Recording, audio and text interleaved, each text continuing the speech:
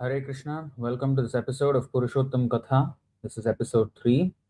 And today's topic is the pure vision of Puruṣottama-kṣetra or Jagannātha Purī as revealed by the pastimes of His Divine Grace, Śrīla Bhaktisiddhānta Sarasvatī Ṭhākura.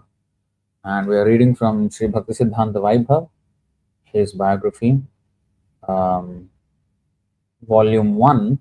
There are 3 volumes. So volume 1, chapter 2.19.5. It's divided into 5 sections, the whole of Siddhanta Vaibhava. So we're reading from 2.19.5. Pastimes in Puruṣottama-kṣetra, Jagannātha Purī. So we'll say our Mangalacharan prayers and we will begin. Om Namo Bhagavate Vasudevaya. Om Namo Bhagavate Vasudevaya. Om Namo Bhagavate Vasudevaya. Om Ajnānatimirandhasya Jnānāñjana-śalakaya Chakshurunmīlitam Yena Tasmai Shri Gurave Namaha. Shri Chaitanya Manobhishtam Sthapitam Yena Bhutale Swayam Rupaha Kada Mahyam Dadati Swapadantikam Vandeham Shri Guru Shri Yutapada Kamalam Shri Gurun Vaishnavanscha Shri Rupam Sagrajatam Sahagana Raghunathanvitam Tam Sajivam Sadvaitam Savadhutam Parijana Sahitam Krishna Chaitanya Devam Shri Radha Krishna Padan Sahagana Lalita Shri Vishakhanvitamscha Namo Vishnupadaya Krishna Presthaya Bhutale Srimate Bhaktivedanta Swaminiti Namine Namaste Saraswate Deve Gauravani Pracharine Nirvishesha Shunyavadi Paschatya Deshatarine Namo Vishnupadaya Krishna Presthaya Bhutale Srimate Bhaktisiddhānta Sarasvatī Namine Shri Varshabhanavi Devi Dayitaya Kripabdhaye Krishna Sambandha Vijnana Dayine Prabhave Namaha Madhuryojjvala Premadhya Shri Rupanuga Bhaktida Shri Gaura Karuna Shakti Vigrahaya Namostute Namaste Gauravani Shri Murtaye Dīnatarine Rūpānuga Viruddhāpa Siddhanta Dhvantharine Namo Gaura Kishoraya Sakshad Vairagyamurtaye Vipralambhara Sambhode Padambujayate Namaha Namo Bhakti Vinodaya Satchidananda Namine Gaura Shakti Swarupaya Rupanugavarayate Gaura Virbhava Bhumestvam Nirdeshta Sajjana Priyaha Vaishnava Sarvabhauma Shri Jagannathayate Namaha Vancha Kalpatarubhyascha Kripa Sindhubhya Evacha Patitanam Pavanebhyo Vaishnavebhyo Namo Namaha Panchatatvatmakam Krishnam Bhaktarupaswarupakam Bhaktavataram Bhaktakyam Namami Bhaktashaktikam Jai Shri Krishna Chaitanya Prabhu Nityananda Shri Advaita Gadadhara Shri Vasadi Gaura Bhakta Vrinda He Krishna Karuna Sindho Dinabandho Jagatpate Gopesha Gopika Kanta Radha Kanta Namostute Tapta Kanchana Gaurangi Radhe Vrindavaneshwari Vrishabhanu Sute Devi Pranamami Haripriye Hare Krishna Krishna Krishna Hare Hare Hare Rama Rama Rama Hare Hare Dhyeyam Sada Paribhavagnam Abhishtadoham तीर्थास्पदं शिवविरिञ्चिनुतं शरण्यं भृत्यार्तिहं प्रणतपालभवाब्धिपोतं वन्दे महापुरुषते चरणारविन्दम्.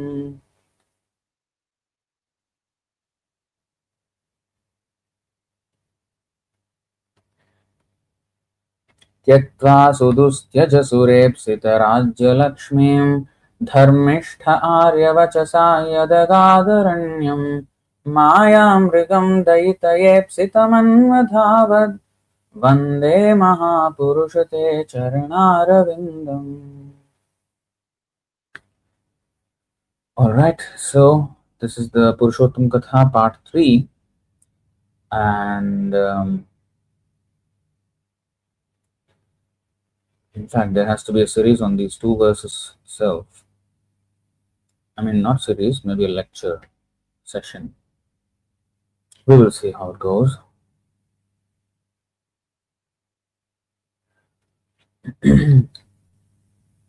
So we will switch back to the pastimes of Bhaktisiddhānta Sarasvatī Ṭhākura in Puruṣottama-kṣetra, Jagannātha Purī.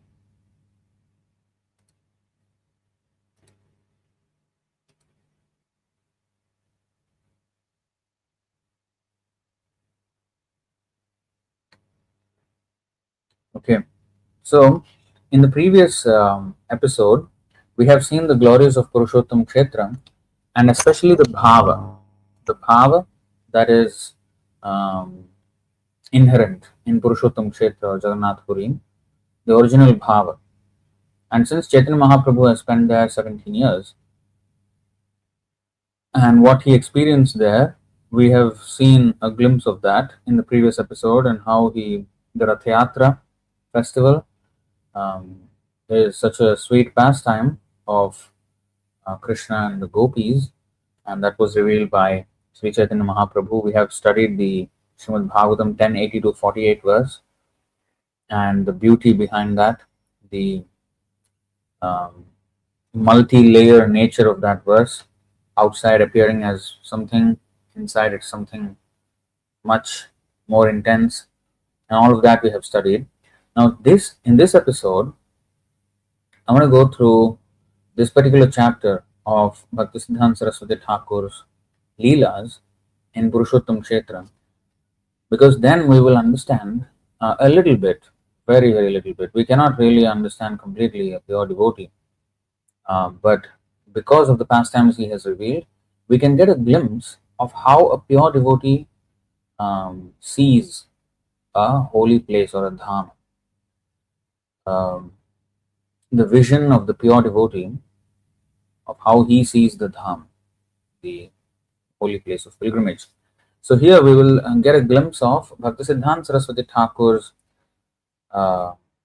vision of Jagannātha Purī, Puruṣottama-kṣetra, and that will be the subject of this third episode of Puruṣottama-kathā, on the occasion of Puruṣottama Mas, the auspicious month of Puruṣottama, which comes once in every 3 years. Alright, so we will begin here. Pastimes in Puruṣottama-kṣetra. Śrīla Bhaktisiddhānta Sarasvatī Ṭhākura much loved and frequented Śrī Puruṣottama-kṣetra as the place where the Supreme Lord, in his most munificent avatar as Lord Chaitanya, had remained to relish his most confidential mood, that of Radha in separation from Krishna. So, just a recap, Bhaktisiddhānta Sarasvatī Ṭhākura was in fact born in Jagannātha Purī, and that is also quite significant because, in fact, all the paramparas, Vaishnava sampradayas, are said to start or begin from the Puruṣottama-kṣetra, Utkale Puruṣottamat. In that verse we have shown. Śrī Brahma Rudra Sanaka Vaishnavaha Kṣitipavana Tattvaraste Kalau Bhavya Hi Utkale Puruṣottamat. In Kali Yuga, the 4 Vaishnava sampradayas, which are the purifiers of the earth, will appear in Puruṣottama-kṣetra in Utkala, Odisha. So,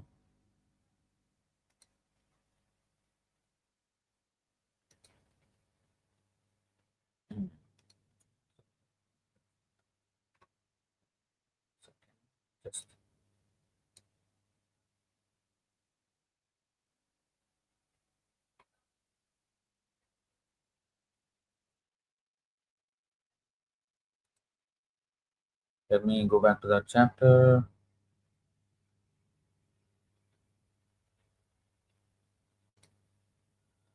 Okay, there we have it.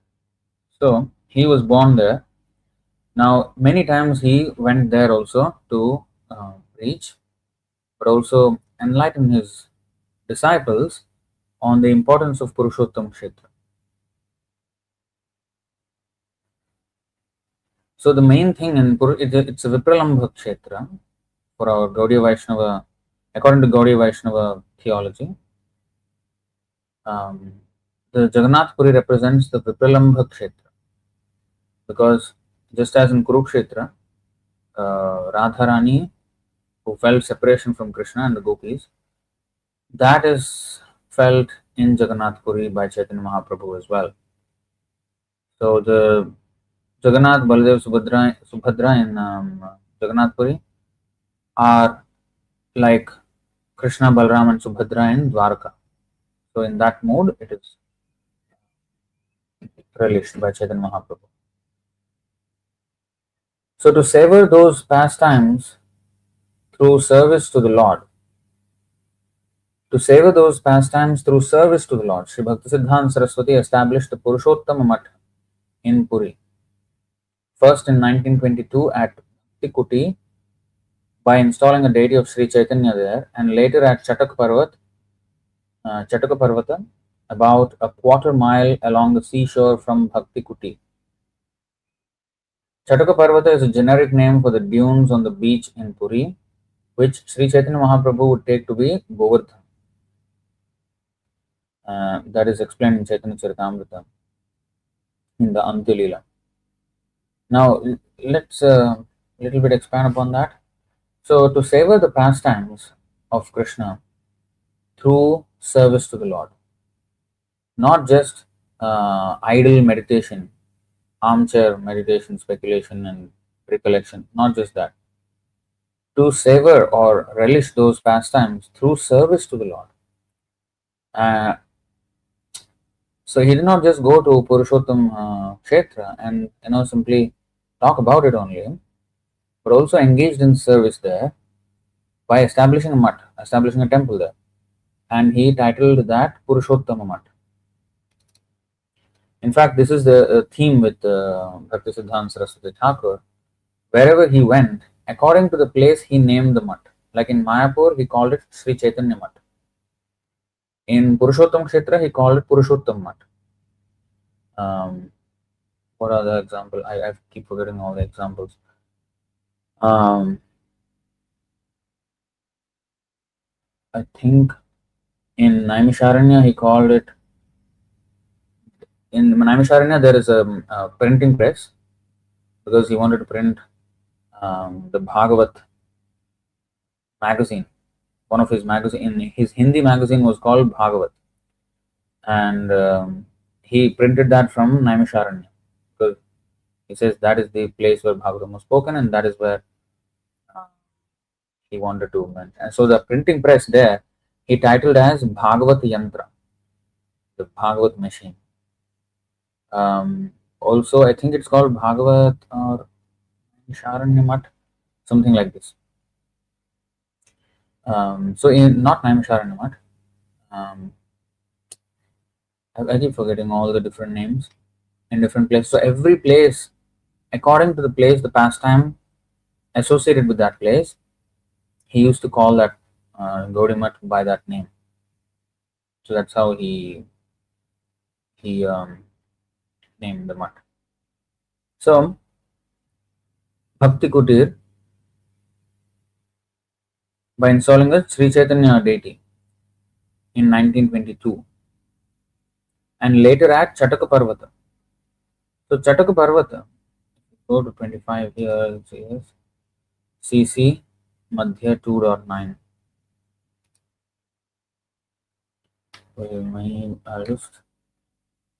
I will not maybe change too much. I'll just go to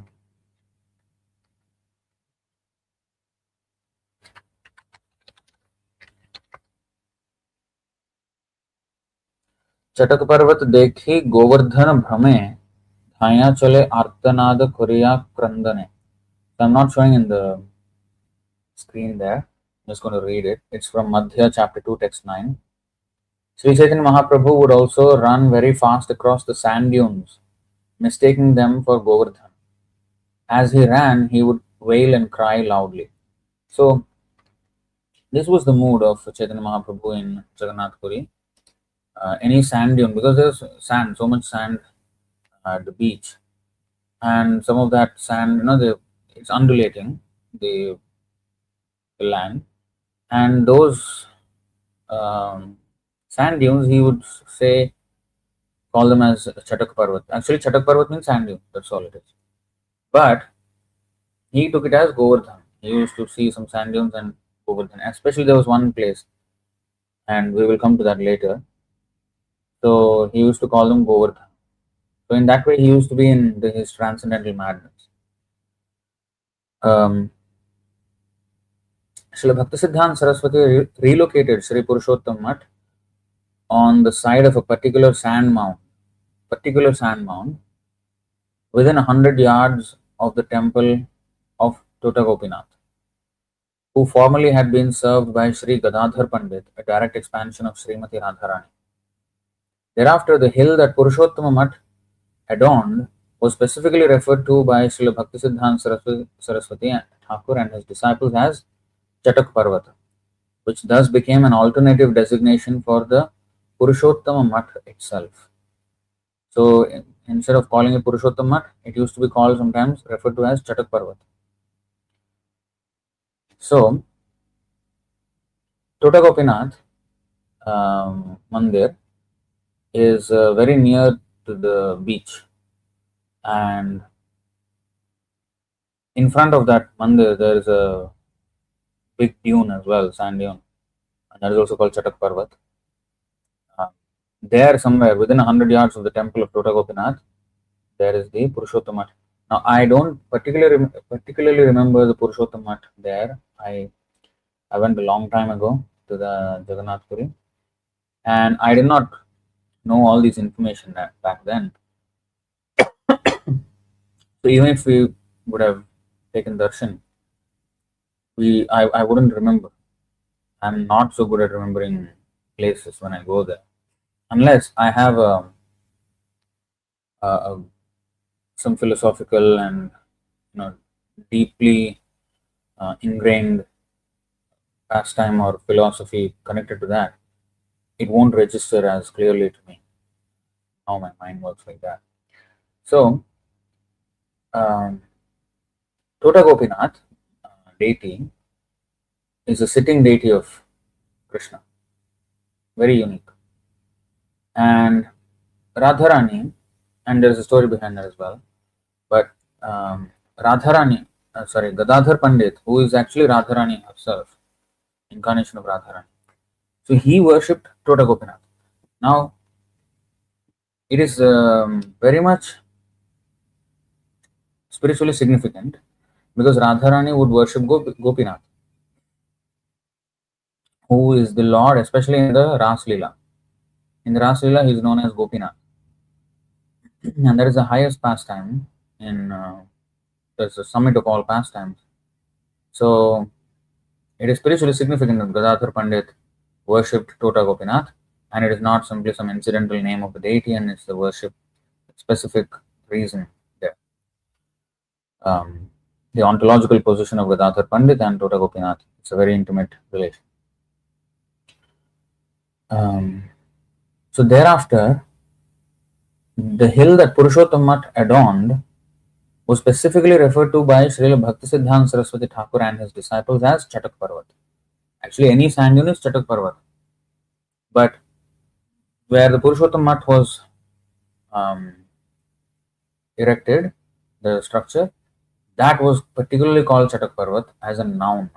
Chatak Parvat is usually, it's any sand dune, but this is like particular place is called now Chatak Parvat. However, at first, many persons objected to the new site, for the land was so jagged and overlain with thorn bushes that no creature could enter therein. This pastime is very, very interesting. So, with, so jagged and overlain with thorn bushes that no creature could enter therein. But Śrīla Sarasvatī Ṭhākura would reply, this place is non-different from Govardhana. The dham has covered it with thorns to protect it from being misused by sensualists who would have simply amassed offenses by arrogating it to enjoy pleasant sea breezes. Okay. Arrogating. Let's see what arrogating is. To take or claim without justification. To arrogate to themselves.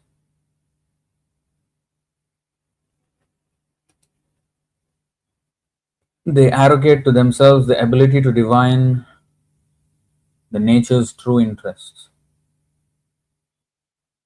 the nation's true interests.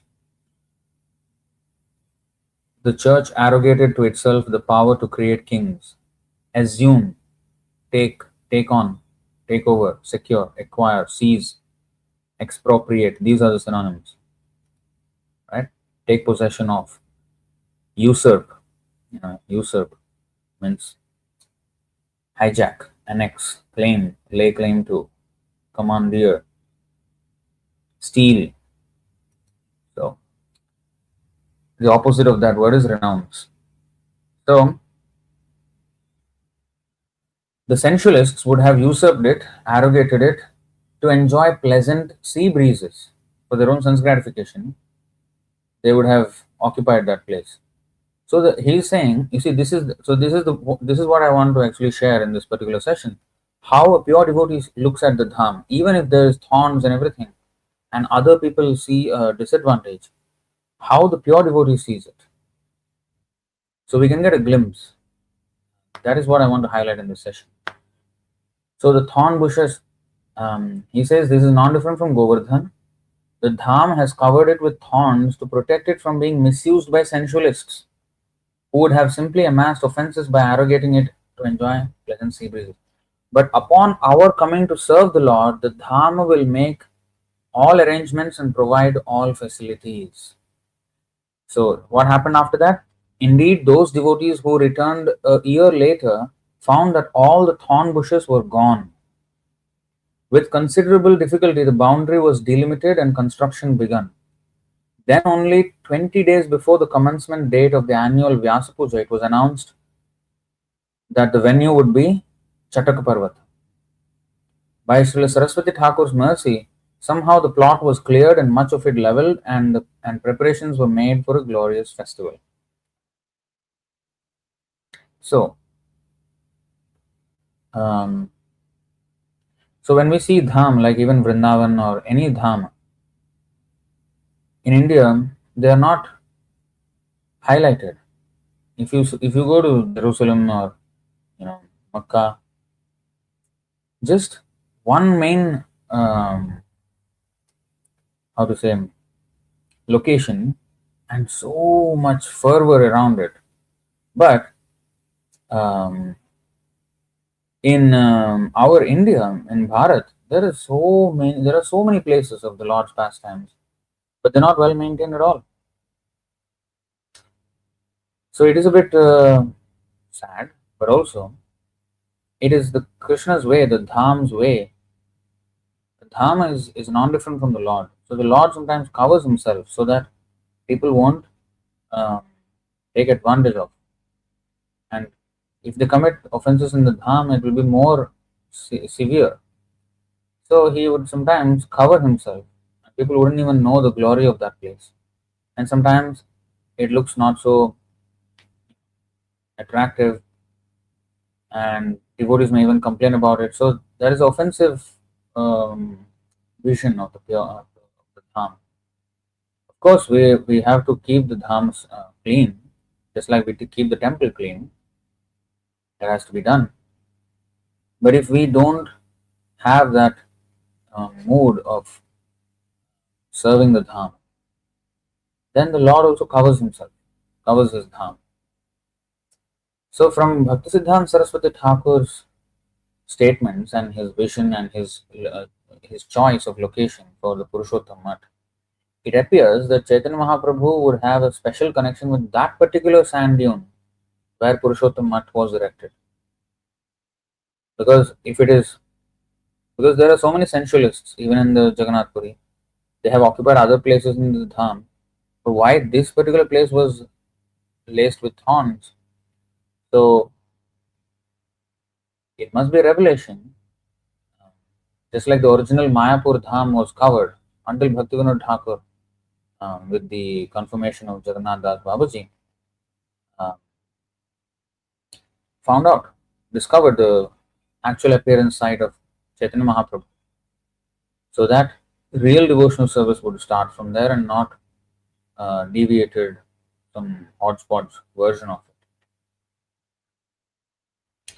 So similarly, when Chaitanya Mahaprabhu himself came, Rupa Goswami, Sanatana Goswami, Chaitanya Mahaprabhu asked them to excavate all the holy places in Vrindavan. In fact, he excavated the Radhakund and Shyamakund out of paddy fields.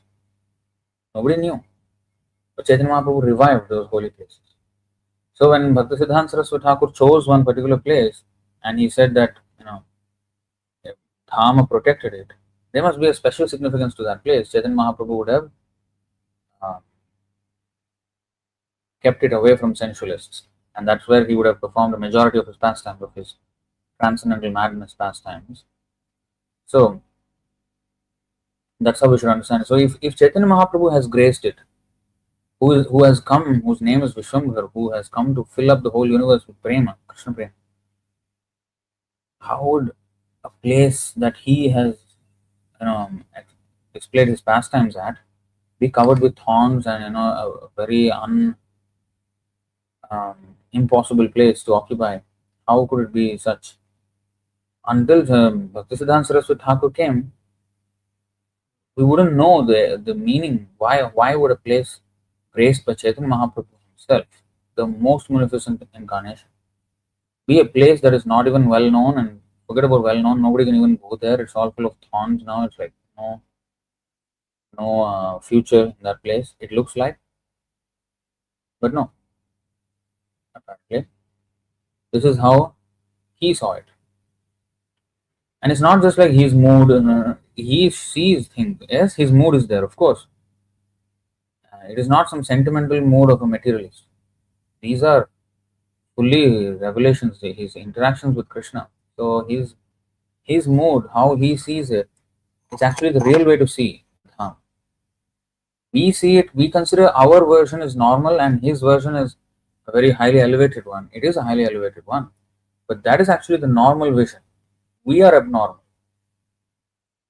We are abnormal. So, reading on. So that place was, although people said no, it will not work, but he made it work.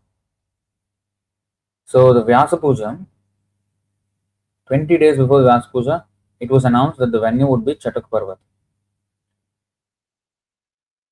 So by Sarasvatī Thakur's mercy, somehow the plot was cleared and much of it leveled, and preparations were made for a glorious festival. The next year, a residence for Śrīla Sarasvatī Ṭhākura known as Chataka Kutir was built in 15 days.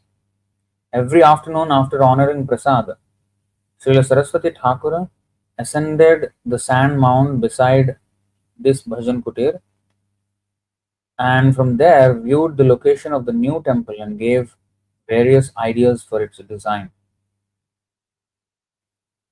So Chatak Kutir was constructed in 15 days.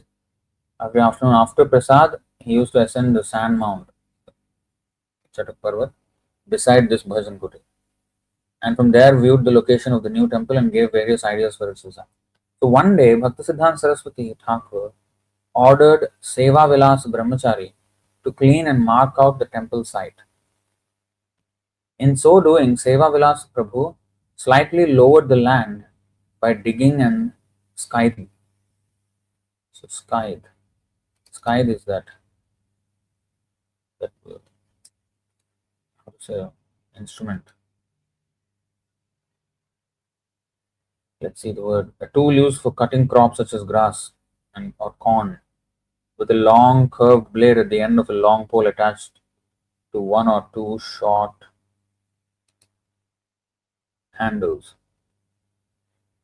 In fact, the Grim Reaper in the West, the symbol of death, he is shown to have this scythe with him. So that is used to cut the crops like that, harvesting them. So scything.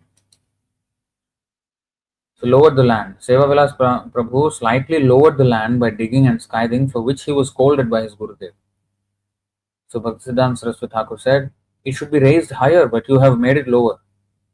Yet he became pacified when Seva Prabhu explained that he had done so to facilitate making the foundation and measurements. Śrīla Bhaktisiddhānta Sarasvatī then expressed his vision for the upcoming structure. The highest temple should be for Srimati Radharani. Its spire means the Gopuram, should be visible from a long distance so that people will think of and remember her. Okay, so just before we go further, that is how people, the Gopuram, the big structure, the spire, is constructed to remind people of the Lord. So nowadays it has become a trend, started in maybe America, that Statue of Liberty. And similarly, there are other statues all over the world. There are statues of important personalities, historical personalities, most of the time erected by themselves or they are men. And nowadays in India also, there is the Sardar Vallabhbhai Patel big statue in the Gujarat. And then there is also now, recently, a few years ago, big Ramanuja statue in Hyderabad. Statue of equality, he said. Chinnajir Swami. But that is not the way a great monument of honoring an ācārya would be built. You can't just expose him to the elements, rain, sunlight, and birds passing stool and all of that. That's not how we honor a great personality, an ācārya of Ramanujacharya statue. The way it is honored, the way these personalities are honored, is the temple as well. The spire is so big that people will see that and remember.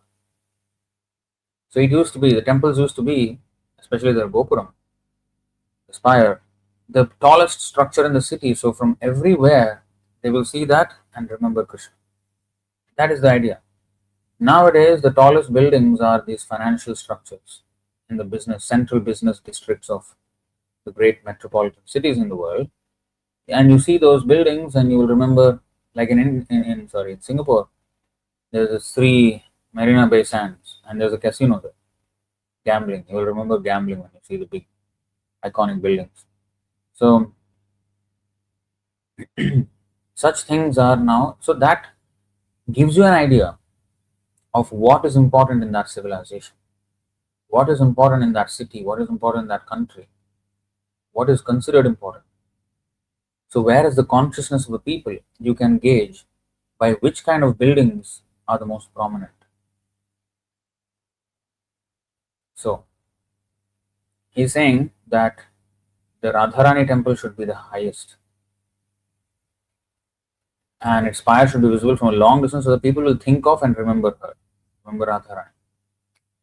There should also be an arrangement whereby her servants can enthusiastically preach her words throughout the planet. Already residing in Puri are Madan Mohan, presiding deity of Sambandha Jnana, and Gopinath, the presiding deity of Prayojanata. Now the presiding deity of Abhidheya, Sri Sri Radha Govinda, should be installed here in the highest temple, which should be beautiful in all respects. Now, Gopinath we can understand, Tota Gopinath. Madan Mohan. Where is Madan Mohan in Jagannātha Purī?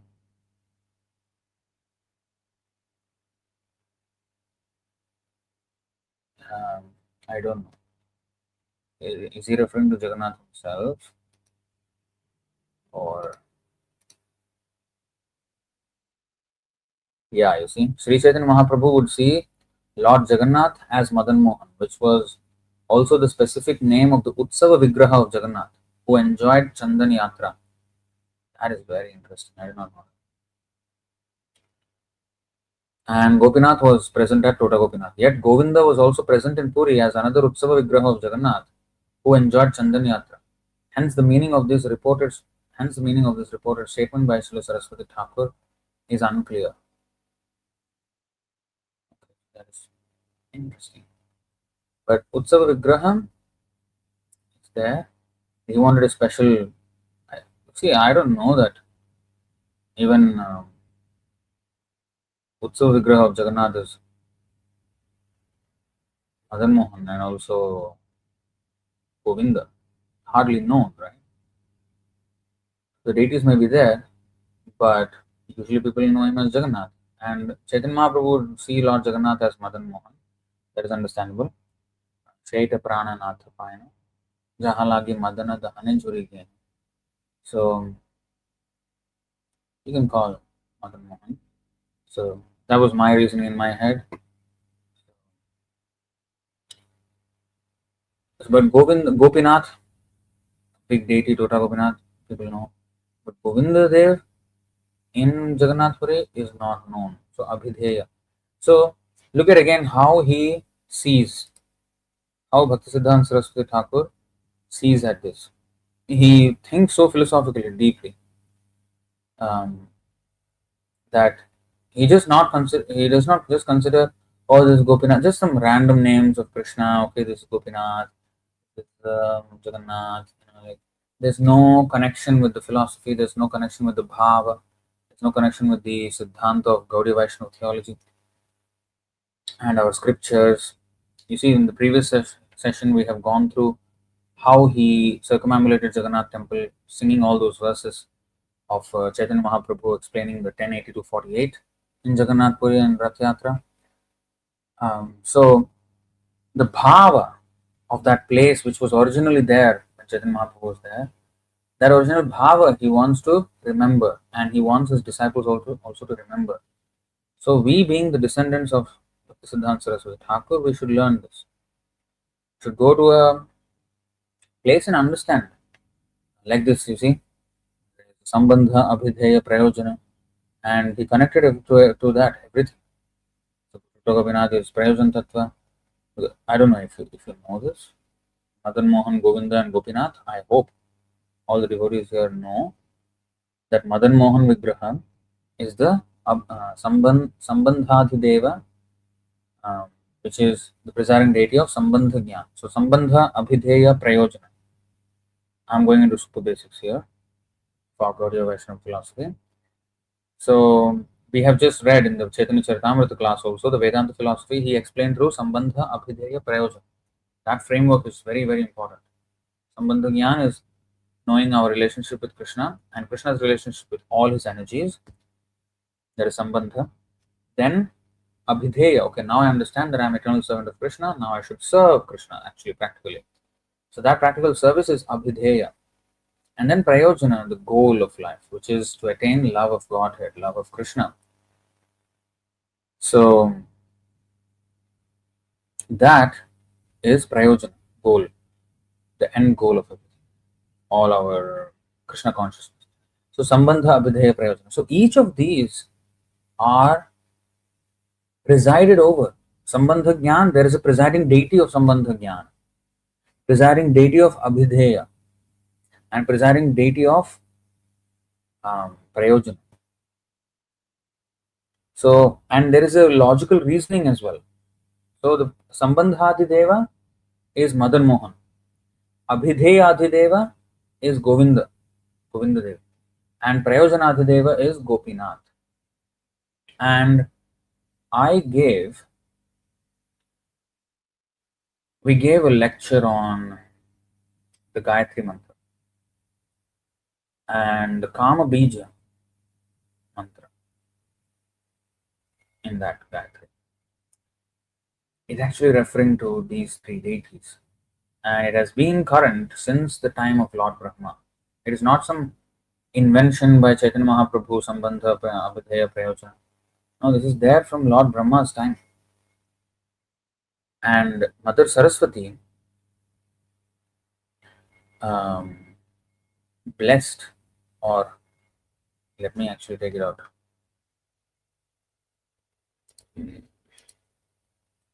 Because sometimes I assume devotees know, but they do not. Some devotees know.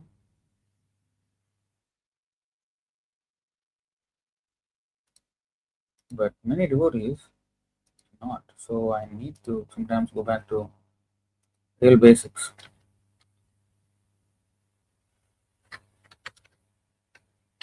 Five, 10, I think.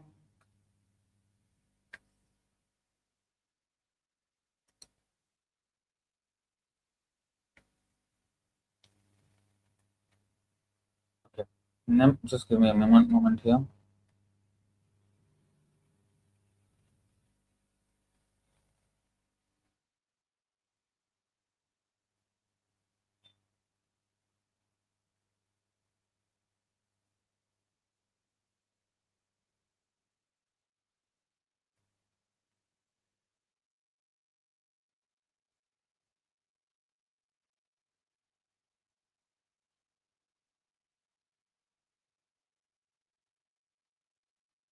Okay.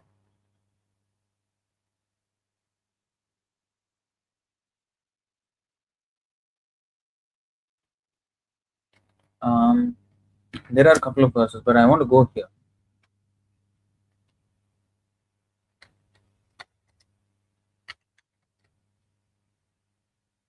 So Brahma Samhita 5.24. Uvacha Puratastasmai Tasya Divya Saraswati Kama Krishnaya Govinda He Gopijana Ityape Vallabhaya Priyavahner Mantram Te Dasyati Priyam. Then the goddess of learning, Saraswati, the divine consort of the Supreme Lord, said thus to Brahma, who saw nothing but gloom in all directions. O Brahma, this mantra, viz. Klim Krishnaya Govindaya Gopijana Vallabhaya Swaha, will assuredly fulfill your heart's desire.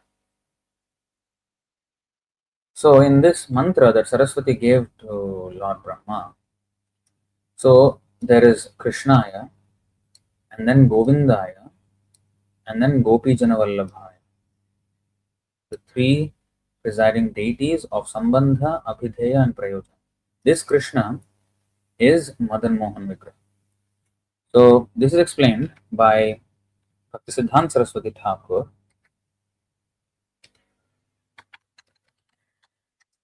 In the purport also it is very nicely explained here. Let's go here.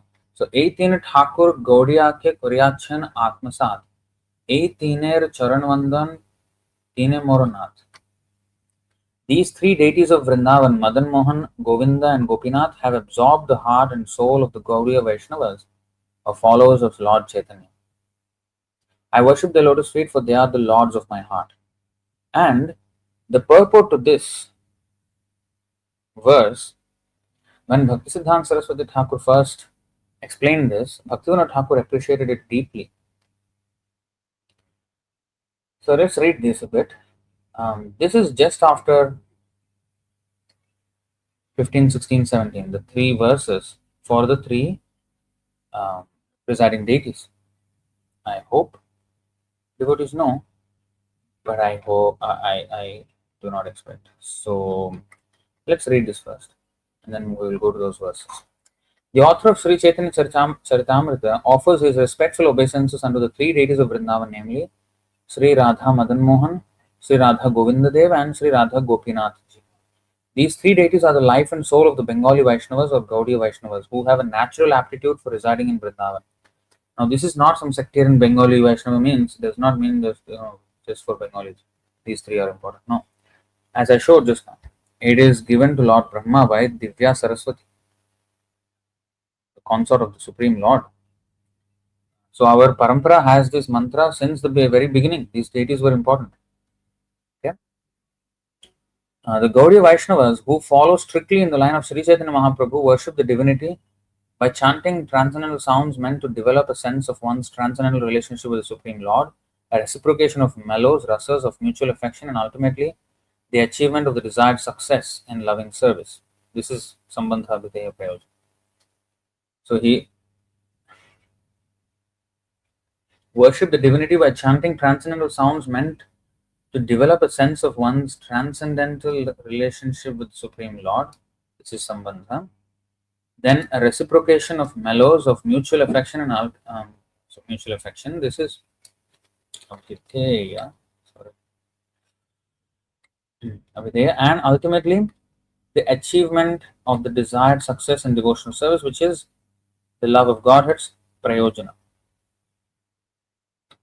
These three deities are worshipped in three different stages of one's development. The followers of Sri Chaitanya Mahaprabhu scrupulously follow these principles of approach. Scrupulously. Gaudiya Vaishnavas perceive the ultimate.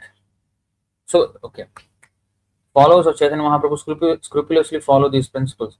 At least we as Gaudiya Vaishnavas should know the pranam mantra for these three deities, Sambandha, Abhideya and Prayojana. And pray to them for mercy for our advancement in these aspects.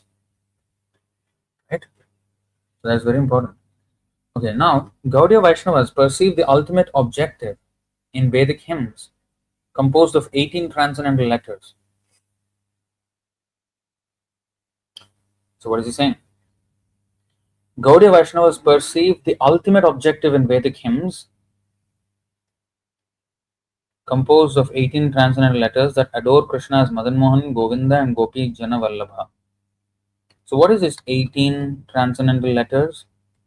So in Sanskrit, the letters are syllables. So Klim Krishnaya Govindaya Gopi Jana Vallabhaya Swaha, just now the mantra we have seen, which is usually one of the Gayatri mantras chanted by the devotees. It is not supposed to be chanted by non-initiated. But then that mantra is the Japa mantra in Brahmaloka. So Divya Saraswati gave him that, and that is referred to here. If you count the number of syllables in that, 18 syllables. Okay, so that mantra. So Gaudiya Vaishnavas perceive the ultimate objective in Vedic hymns composed of 18 transcendental letters that adore Krishna's Madan Mohan, Govinda and Gopi Jana Vallabha. So the ultimate objective of all Vedic hymns is that mantra. In fact, I will show you something important. Madan Mohan is he who charms Cupid. Why Sambandha Gyan is attached, or Madan Mohan Vigraha is the presiding deity of Sambandha Gyan. So Sambandha is our relationship with Krishna. Now we have forgotten him and we are taken over by lust. That is Madana. Madana means Cupid, not only the god of mundane lust,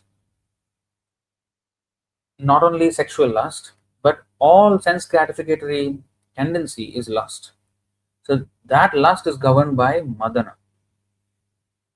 And we are now praying to Krishna, you are Madan Mohana. I am now attracted by Madana.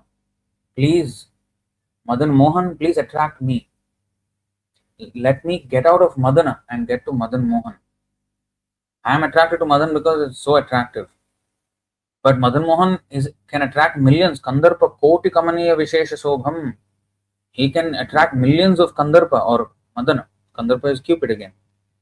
So I want to be attracted by him and not Madana, but by Madan Mohan. So I have to shift my Sambandha to the. So with Madana, what comes? With lust, what comes? Janasya mohoyam aham mameti pumsa striya mithuni bhavameta tayormitho hridaya granthim ato grihakshetra sutaptavittayet janasya mohoyam aham mameti. So our relations with this material world increase with Madana. 558 Bhagavatam.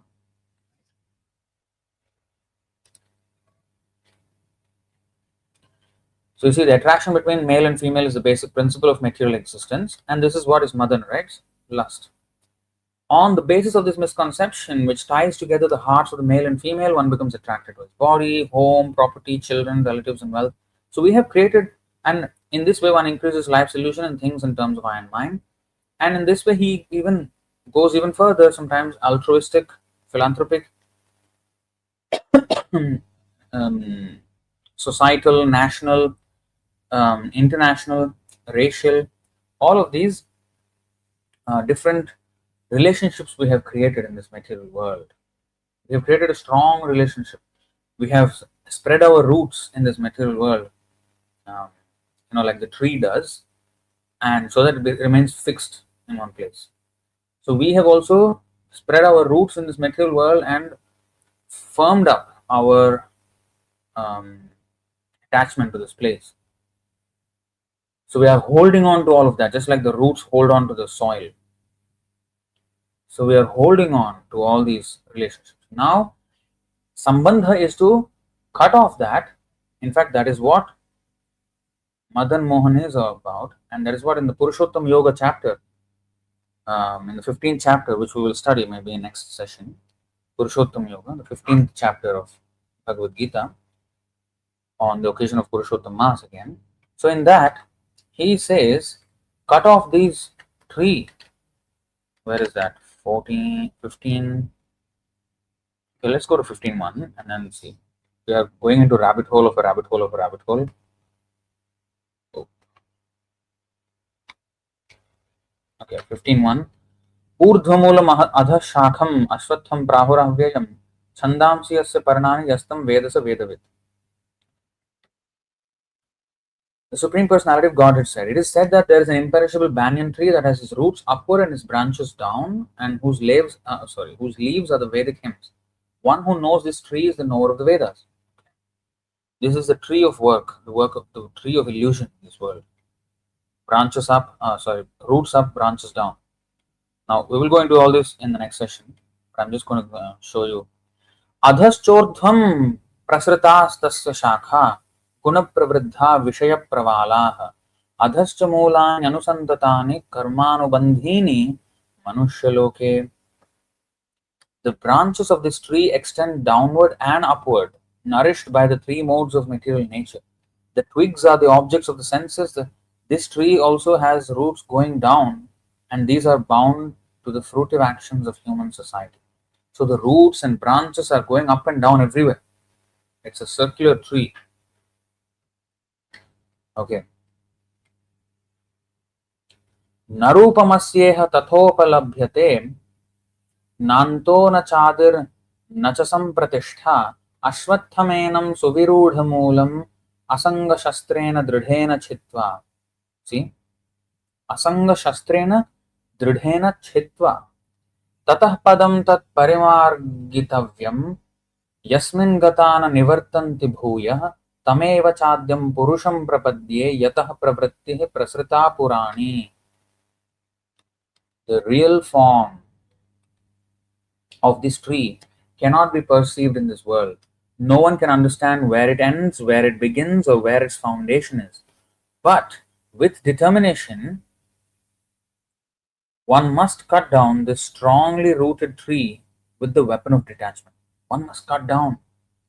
So, that is exactly what is detaching ourselves from Madana and getting sambandha with Madana Mohana.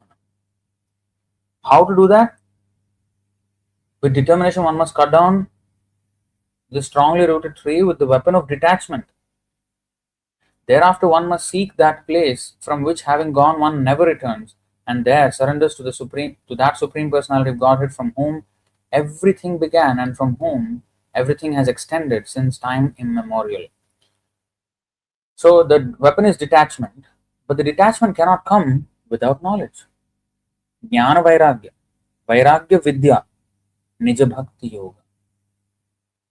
So, with Bhakti Yoga, starting from hearing, Shravanadi, Shuddha Chitte, Korayodaya.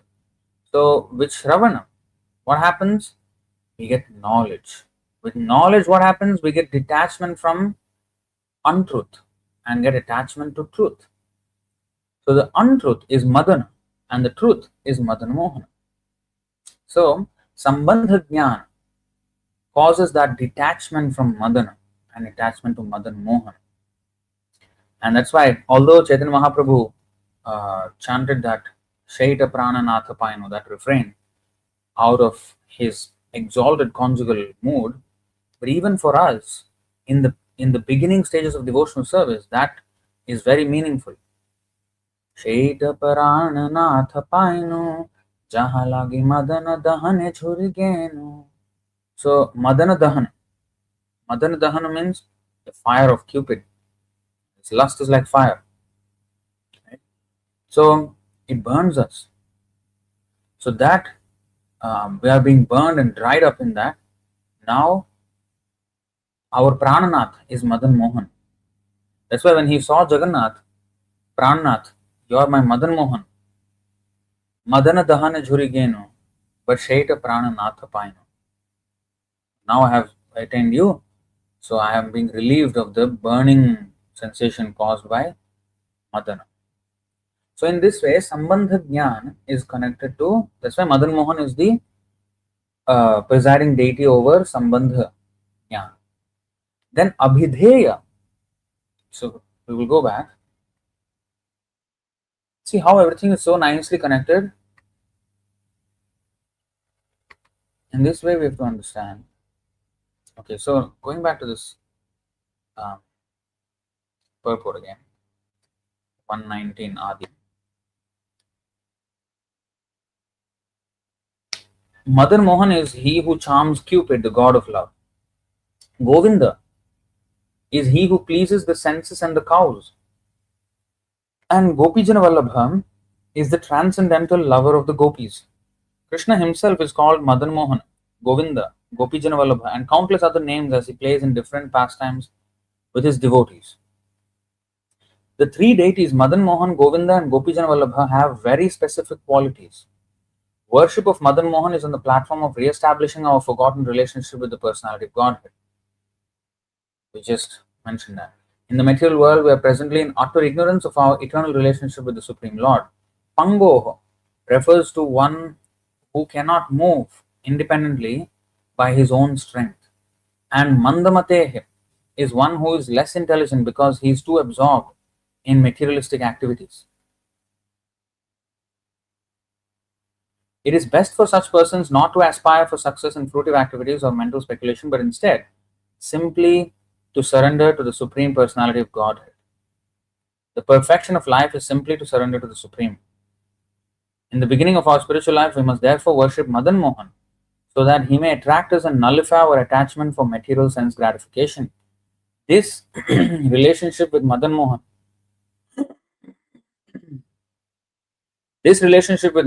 is necessary for neophyte devotees. Madan Mohan is especially for the neophyte devotees. Now, what are these words? Pangoh and Mandamate. Why did Prabhupada mention these words? The answer is, if you know the pranam mantra of Madan Mohan Vigraha.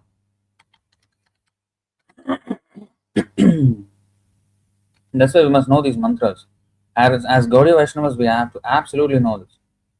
This is the pranam mantra for Madan Mohan Vigraha. Jayatam Suratao Pangor Mama Mandamater Gati. You see the two words came here.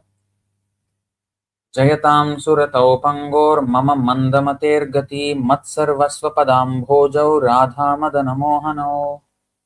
Jayatam, all glories to. Suratao, most merciful or attached in conjugal love. Pango, of one who is lame, who cannot walk. Mama, of me. Mandamate, foolish. Gati, refuge. Mat, my. Sarvasva, everything. Padam Bhojao, whose lotus feet. Radha Madana Mohanao. This Au, Madana Mohanao, Padam Bhojao. Au means, the suffix Au is when it's dual. So in English there is singular and plural. In Sanskrit there is singular, dual and plural. Dual is two. Singular, two, and then more than two. So each are having different kind of suffixes. Pada Ambhojao means the two lotus feet of each. Radha Madan Mohanao, the pair Radha and Madan Mohan.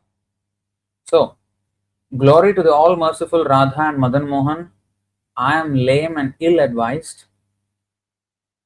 Mandamate, I am very slow-minded, bad-minded. Yet they are my directors. And their lotus feet are everything to me. So, Matsarvasva Padam Bhojau Radha Madan Mohan. Radha Krishna Pranamor Jugala Kishore. Jivane Marane Gati Aranaho More. So, whether I'm living or dying, Radha Krishna Pranamor Jugala Kishore. Jivane Marane Gati Aranaho. So, in that way, we have to understand that Radha Madan Mohan are our life and soul, and especially I mean being a devotee, a neophyte, I need to get away from Madana. All the anartha and artha. Anartha nivritti means artha pravritti. So if we have to give up anartha, we have to get attached to artha. What is our artha? Prema pumartho mahan. Aradhyo bhagavan vrajeshatanayas tadhama vrindavanam. Ramya kachidupasana vrajavadhu vargena kalpita. Srimad Bhagavatam Pramanamamalam Prema Pumartho Mahan. Sri Chaitanya Mahaprabhur Matamidam Tatradhara Napara. So this is Chaitanya Mahaprabhu's matam, or his religion. The tenets of his religion is that, among others, Prema Pumartho Mahan, the highest achievement. We have read that in the Chaitanya Charitamrita session, that's the other day, in 7 7.146 and 147, 148 there. We can see how the prema is more than just dharma, artha, kama, moksha. The four chatur purusharthas, the four goals of human life, it is mentioned in the much of the Vedic literature. But Traigunya Vishaya Veda, much of the Vedas is actually Traigunya Vishaya, subject matter within the three modes of material nature. But Nistraigunyo Bhava Arjuna. Krishna says to Arjuna, rise above, become transcendental to these three modes. And what is in the transcendental mode? Rising above the four Purusharthas, the Panchama Purushartha, the real highest fifth goal of human life, which is the highest goal, is Prema, Krishna Prema, the love of Krishna. And that love is the exact opposite of lust. Opposite of lust. So Atmendra Pritivancha Taranam Kam, Krishnendra Pritivancha Dhare Premna. So that is what we are begging to Lord Madan Mohan. And then this is Govinda Pranam Mantra, the next, Adi 116. Divyad Vrindaranya Kalpadrumadha Srimad Ratnagara Simhasanastho Srimad Radha Śrīla Govinda Devo Preshthālibhih Sevyamano Smarami. So, in a temple of jewels in Vrindavan, underneath a desire tree, Kalpadruma Adhaha, Kalpadrumadhaha. So, beneath a Kalpadruma, Druma means tree, Kalpa means desire, desire tree. Sri Radha Govinda. So, desire tree is like you can get anything from that. So, Prabhupada explains how can you get anything from a tree? We don't have such experience here, but a tree in the spiritual world can move. It is not a immovable thing in the spiritual world. Tree can move in the spiritual world. So just like a person, if you ask him anything, he may go and bring it, right? If you ask me, if Prabhu says, Nagopal Prabhu asks me, okay, get a copy of Bhagavad Gita, okay, getting a copy of Bhagavad Gita. If he says, okay, buy this thing for me, maybe buy some bananas or buy some paper for the office in the temple. So whatever, I can get anything. So whatever he asks, I can give. So trees can do that in the spiritual world. Here we don't have such trees, but there they can do. They can bring anything, and they're perfect yogis. Prakamya Siddhi, the yogi can get anything from anywhere, sitting in one place. So that's just the ordinary yogi. The devotees in the spiritual world are everything. So Kalpadrumad. So underneath a Kalpadruma, Sri Radha Govinda, served by their most confidential associates, Preshtha Alibhi. Alibhi means gopis, the most Priyanarma Sakhis, and all of the other confidants. sit upon an effulgent throne. I offer my humble obeisances unto them. Now, what is Radha Govinda? What to do with Abhidheya? Abhidheya means to engage in Krishna's service. Okay, maybe I will go through the pranam mantra of Gopinath as well and then go back to that purport, because there's explanation and I will just expand upon that. So let's see Gopinath. श्रीमान् रासरसारम्भी वंशीवटतटस्थितः कर्षन् वेणुस्वनैर्गोपीर् गोपीनाथः श्रियेस्तु नः.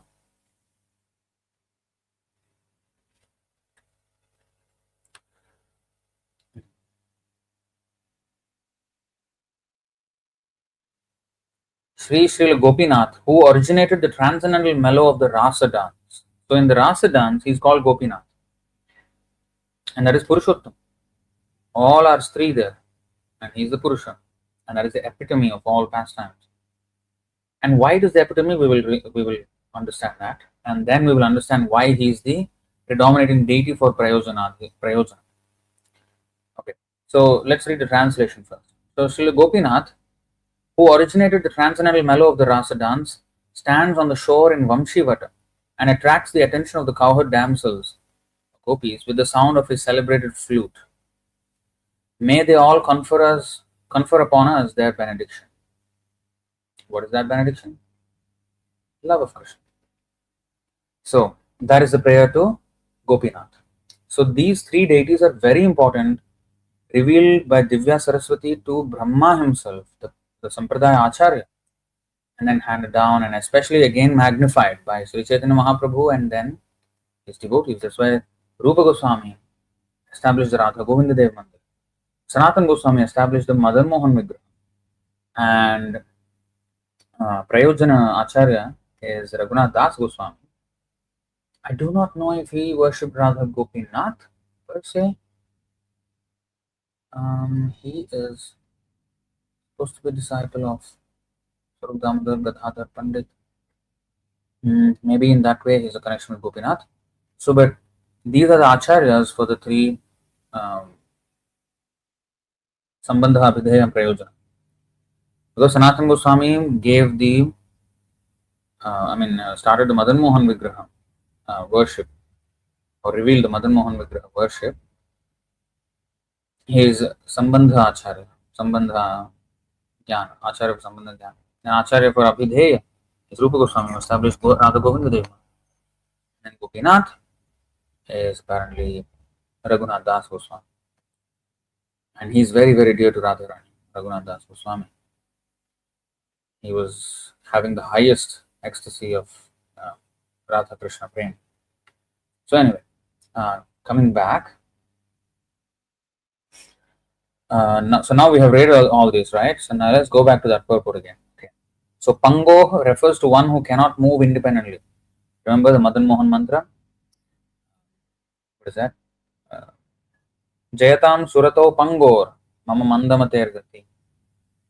And Mandamate is one who is less intelligent because he's too absorbed in materialistic activities. So less intelligent or more intelligent is not whether I can solve a problem or I can understand something. No. If I have absorbed too absorbed in materialistic activity, then I am mandamate. I am less intelligent. However intelligently I may engage in the materialistic activity, if I am engaged in materialistic activity, I am less intelligent. The more we can focus on the spiritual, the more intelligent we become. Okay, that is a sign of intelligence. It is best, so reading on, it is best for such persons not to aspire for success in fruitive activities or mental speculation, which are both madana or material, but instead simply to surrender to the Supreme Personality of Godhead. The perfection of life is simply to surrender to the Supreme. In the beginning of our spiritual life, we must therefore worship Madan Mohan so that he may attract us and nullify our attachment for material sense gratification. This relationship with Madan Mohan is necessary for neophyte devotees. When one wishes to render service to the Lord with strong attachment, one worships Govinda on the platform of transcendental service. Govinda is the reservoir of all pleasures. When, by the grace of Krishna and the devotees, one reaches perfection in devotional service, he can appreciate Krishna as Gopijana Vallabha, the pleasure deity of the damsels of Vraja. Now, Govinda, why he is the uh, Abhideya Adhideva, or the presiding deity of Abhideya? Because how do we render our service to Krishna? By engaging our mind and our Jnanendriya and Karmendriya, the knowledge acquiring senses and the working senses. The knowledge acquiring senses, Jnanendriya, are our eyes, our ears, our nose, our tongue for tasting, and our sense of touch. So these are Jnanendriya. By touching or by seeing or by hearing or by tasting or by smelling, we know something about something. We know about an object by our sensory perception. So that is Jnanendriya. Karmendriya are the working senses with which we do karma. So Jnanendriya, we know input or about the knowledge of our surroundings, of this world, or even about the spiritual world, depending on what the source is. If we hear from Krishna or his pure devotee, then we can know about even the spiritual world through hearing. So we input knowledge, and with Karmendriya, we output activity into the world. So by speech, my tongue can taste and know something, the taste of something. But also it can speak and bring out something, some ideas. It can express ideas into the world. So when we interact with this world, whatever is the interaction, the interface of interaction, that is the senses. So the hands, with hands we do something, we construct something or we destruct something or whatever. So we interact with the world. And the legs, we walk, we move about in this world. There is speech, which is expressing of ideas. Genitals, with which we procreate, that is also how to say, an output from the body. It's an output of a desire. And then anus, from which the rectum, from which excreta is removed from the body, which is essential for the maintenance of the body. Also, we do not know, it is all over the world, all over the material world. If you see even the animals and even humans. So when people eat something, they're just passing, when they pass stool, it's not just like, okay, there is the maintenance of the body and then whatever unnecessary this. Yes, it is maintenance of the body, yes. But also something else is also happening. So all over the world, the animal species, everybody, the insects, everybody, their excreta becomes manure, which becomes the fertile ground for other plants and trees. And also, because they eat, especially herbivores, they eat fruits and flowers or something like this. The seeds get planted on the ground along with the stool of the animal, and then the stool acts as manure, and the seed in the mud can germinate, and then new life is formed. The seeds are transported precisely in that way. And of course, sometimes they eat and then throw away the seed, like for a mango, they don't swallow it. But smaller seeds are swallowed and they come out through the stool, and then life is formed like that. I mean, life's not formed exactly. I mean, you know what I'm saying? New bodies, new trees, or new plants, they also take birth like that from the stool of animals. So that is activity in this world. There is some output there. It is the interaction. So inside there are so many other processes, but they are not mentioned as senses. There is a digestive system. Why that is not mentioned? Only the rectum is mentioned. Why only the genitals are mentioned? Why not the entire other systems that are going on? No, that is all internal machinery. Wherever it interacts with the outside world, that is a sense. Whether it's inputting knowledge or outputting some output, whether as knowledge in the form of speech or construction, destruction, whatever activity, or by procreation, or even passing stool. So in this way, these are Jnanendriya and Karmendriya. Now, especially when we engage in devotional service, we use all our senses, like Ambarish Maharaj. in Krishna's service. Then all our senses become happy. Govinda means he is the giver of pleasure to our senses and cows. But in this case, especially the more contextual meaning here is for the senses, for us. How is he giving pleasure to our senses? Is he providing us sense gratification? Yes, in one way. He's called Kamadeva. In the Bhagavatam, in the Jambudvipa, how to say, the 9 Varshas of Jambudvipa, one of the deities is Kamadeva. And there it is mentioned that he provides all the material necessities for everybody. Eko bahunam yo vidadhati kaman. So Kamadeva is not only the lord of the gopis, the transcendental Cupid, but also for the materialists, he provides all the kama, all the necessities of Krishna, all the necessities of materialistic life, like food, shelter, and everything, all the natural resources. So Krishna provides them. So in that way also he is called Kamadeva, and he is worshipped as such by one of the Varshas, I forget which Varsha. So he is worshipped like that, Kamadeva. So that is one thing, but the main meaning of Govinda, giver of pleasure to the senses, is not exactly that materialist. Our senses will be always dejected, our mind will be dejected if we are always after lust or after materialistic pursuits. But when we start serving Krishna, this is what happens.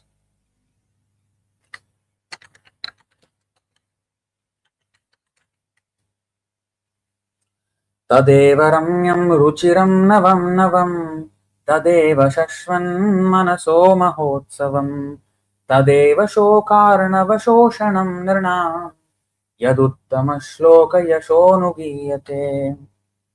Those words describing the glories of the all-famous personality of Godhead are attractive, relishable, and ever fresh. Indeed, such words are a perpetual festival for the mind, and they dry up the ocean of misery. So, this is what happens. All the senses, it's a festival for the senses. Indriyotsava, there is another Indriyotsava which is just wanton sense gratification. But when we engage ourselves in Krishna service, our ears become very pleasurable. Our mouth, like how Prithu Maharaj said, what is that? 4:20-24. Yeah. Na kamayena tadapyaham kvachinna yatra yushmaccharanambujasavah mahattamantar hridayan mukhachyuto vidhatsva karnayutameshamevaraha. My dear Lord, I therefore do not wish to have the benediction of merging into your existence, a benediction in which there is no existence of the nectarian beverage of your lotus feet. I want the benediction of at least 1,000,000 ears, for thus I may be able to hear about the glories of your lotus feet from the mouths of your pure devotees.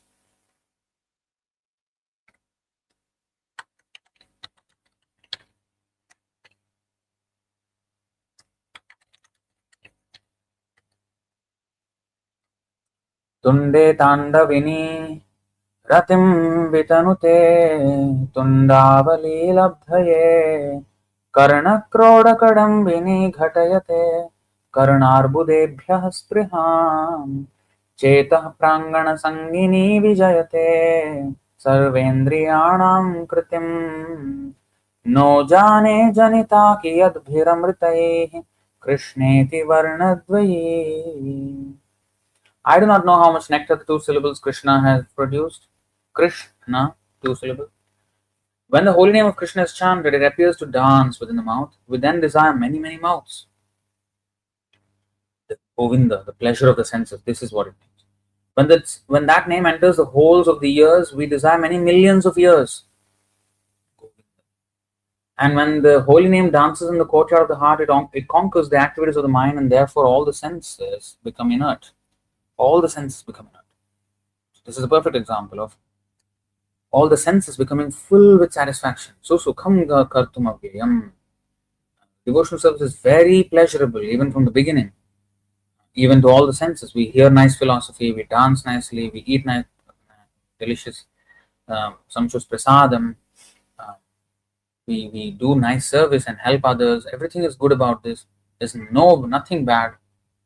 So we are in complete enjoyment. So that is Govinda. He gives pleasure to the soul who is serving. Rishikena Rishikesh Sevan. If we think about giving pleasure to Krishna's senses, then Krishna will give pleasure to our senses. It is like, when a finger puts the food in the mouth, then the finger also gets nourishment. So if you don't put in the mouth, the finger will lose strength. So the finger has to serve the stomach. Then only it will actually be strong and happy. So similarly, we have to serve Krishna in order to be happy. Otherwise, if we try to enjoy on our own, we cannot. So the real way to happiness is to make Krishna happy.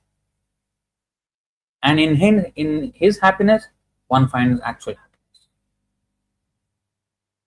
In fact, the happiness even multiplies many, many times. It is said that Radharani enjoys millions of times more than what Krishna enjoys. And the gopis enjoy more than what Radharani enjoys by serving Radharani.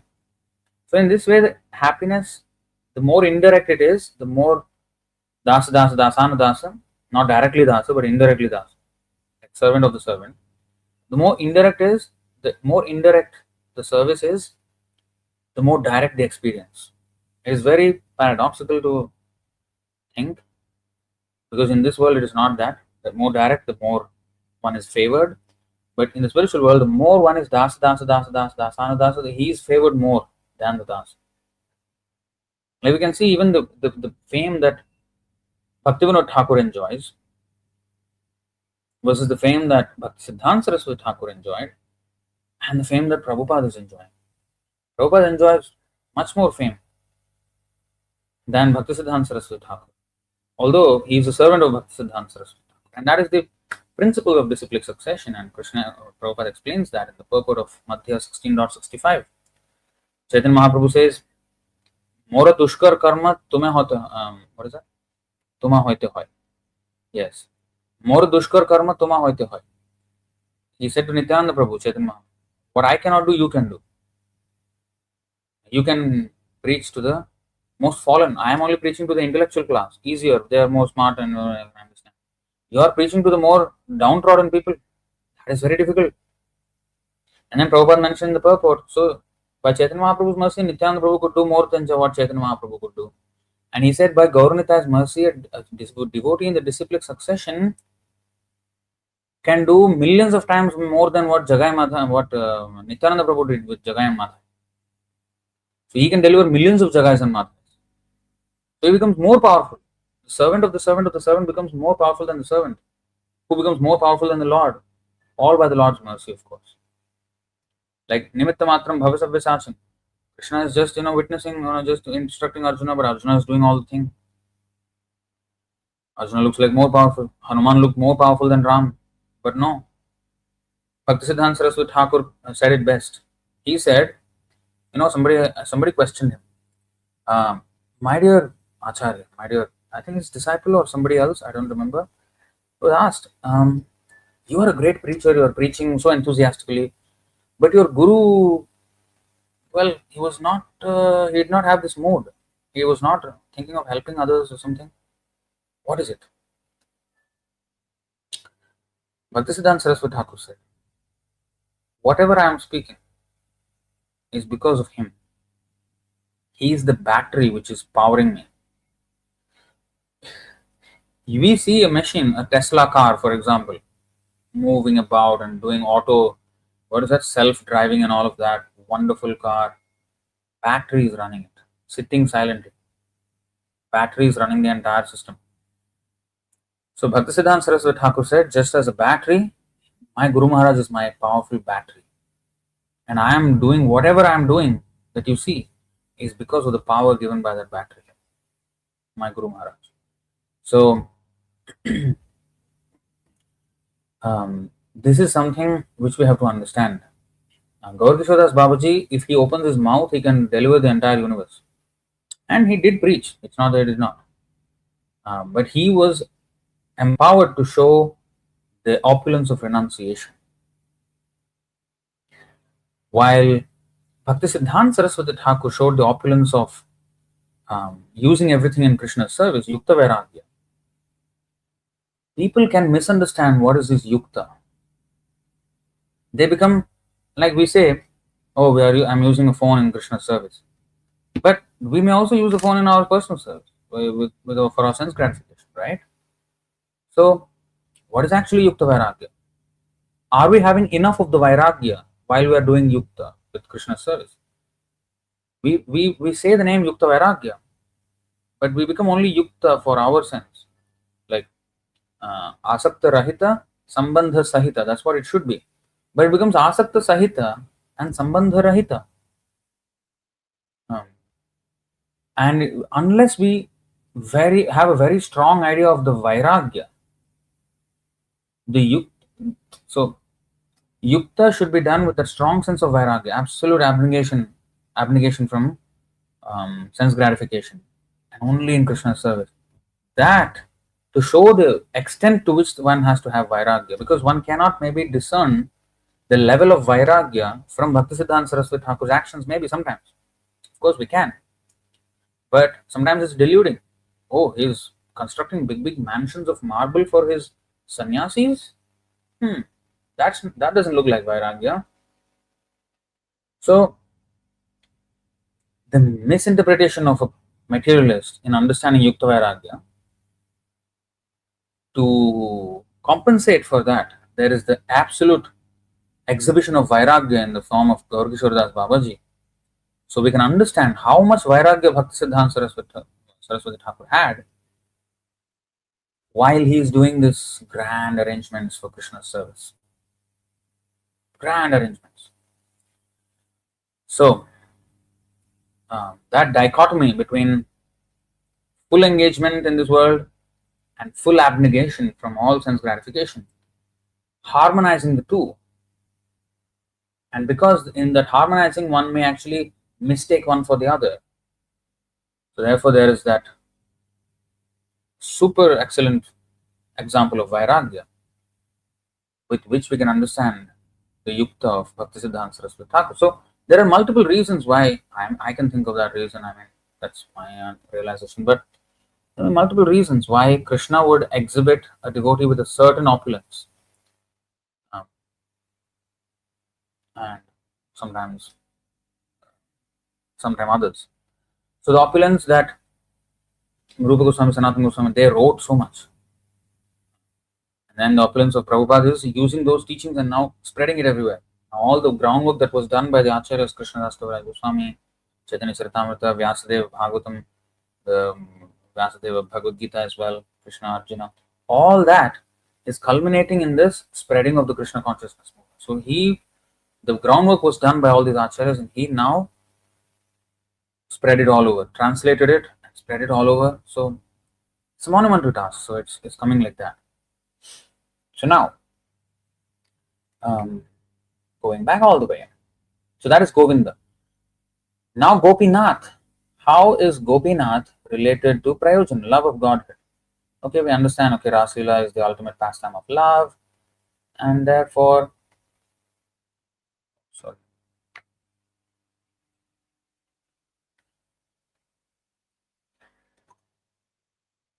so it's understandable that, okay, he's a presiding deity of love of Godhead. But it's more than that. I think there is a verse in Chaitanya Charitamrita stating the 5 elements: earth, water, fire, air, ether.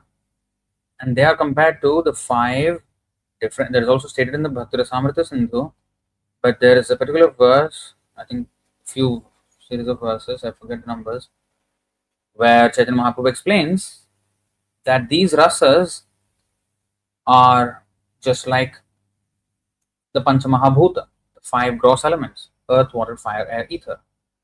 Shanta, Dasya, Sakhya, Vatsalya, Madhurya. Now, why is Raslila the highest pastime?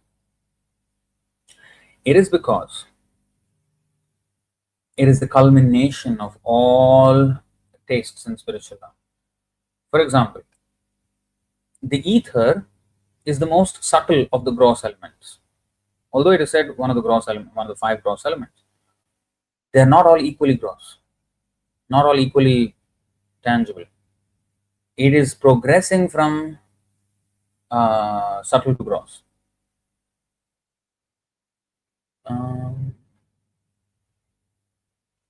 19217 is that?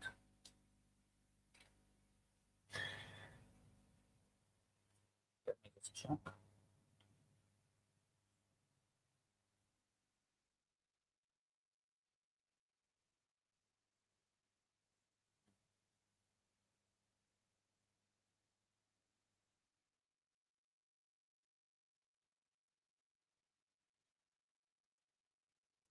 Okay, so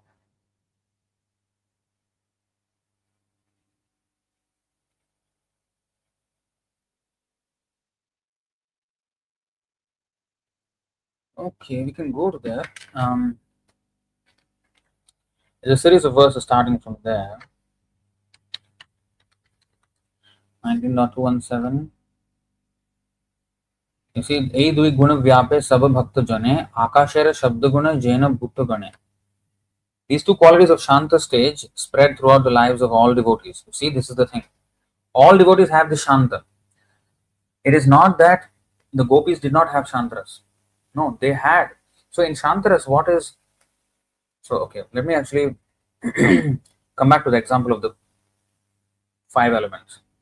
So the Akasha or the Kham, the sky, ether, sound. Okay, Akasha can only be perceived with sound. Only one sense can perceive ether. Next comes a little more grosser than so it's a gradation of subtle to gross from ether to earth.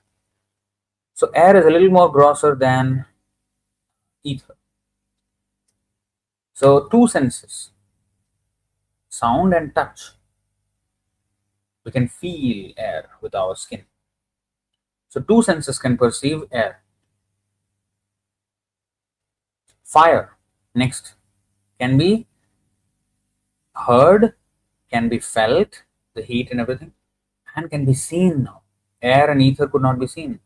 Now, fire can be seen, but also can be felt and heard. So it has 3 now. 3 senses can perceive it. The eyes, the ears, and the skin. Then comes water, which 4 senses can perceive. Added to the above 3, taste is added. So it can be heard, it can be felt, it can be seen, it can be tasted. Then there is earth, which has smell. So it can be heard, it can be touched, it can be seen, it can be tasted, it can be smelled. No, sometimes water also can be smelled. Yes, that is when earth element is added to it. So when there is smell, it has to be the earth element. Pure water does not have. So that is the thing.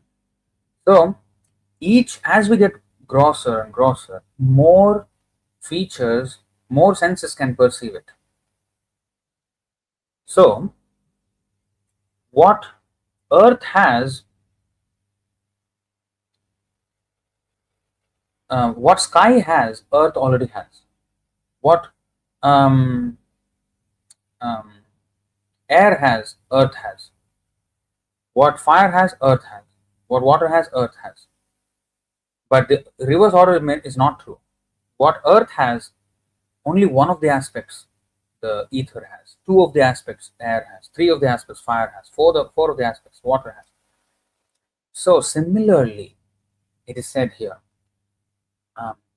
they are like the quality of sound in the sky. Sound vibration is found in all elements.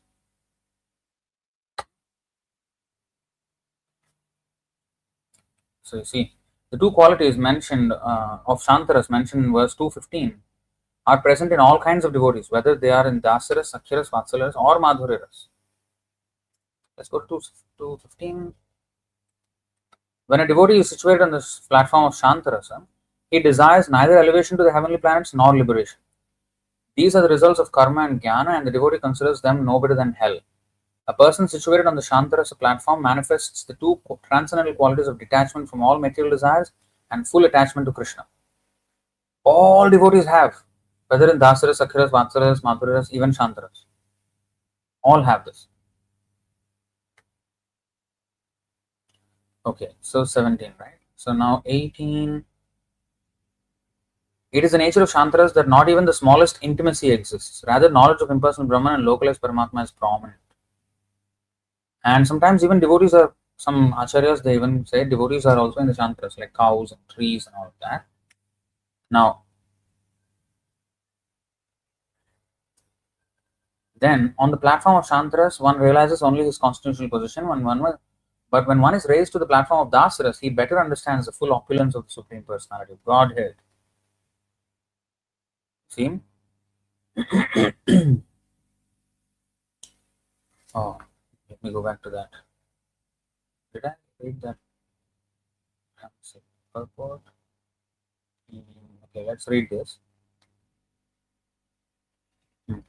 The example of sound is given herein. Sound not only exists in the sky or ether, but is also present in earth, fire, water, and earth. This is a scientific explanation of devotional service. When Prabhupada says scientific explanation means in a way that we can understand with our present perceivable senses.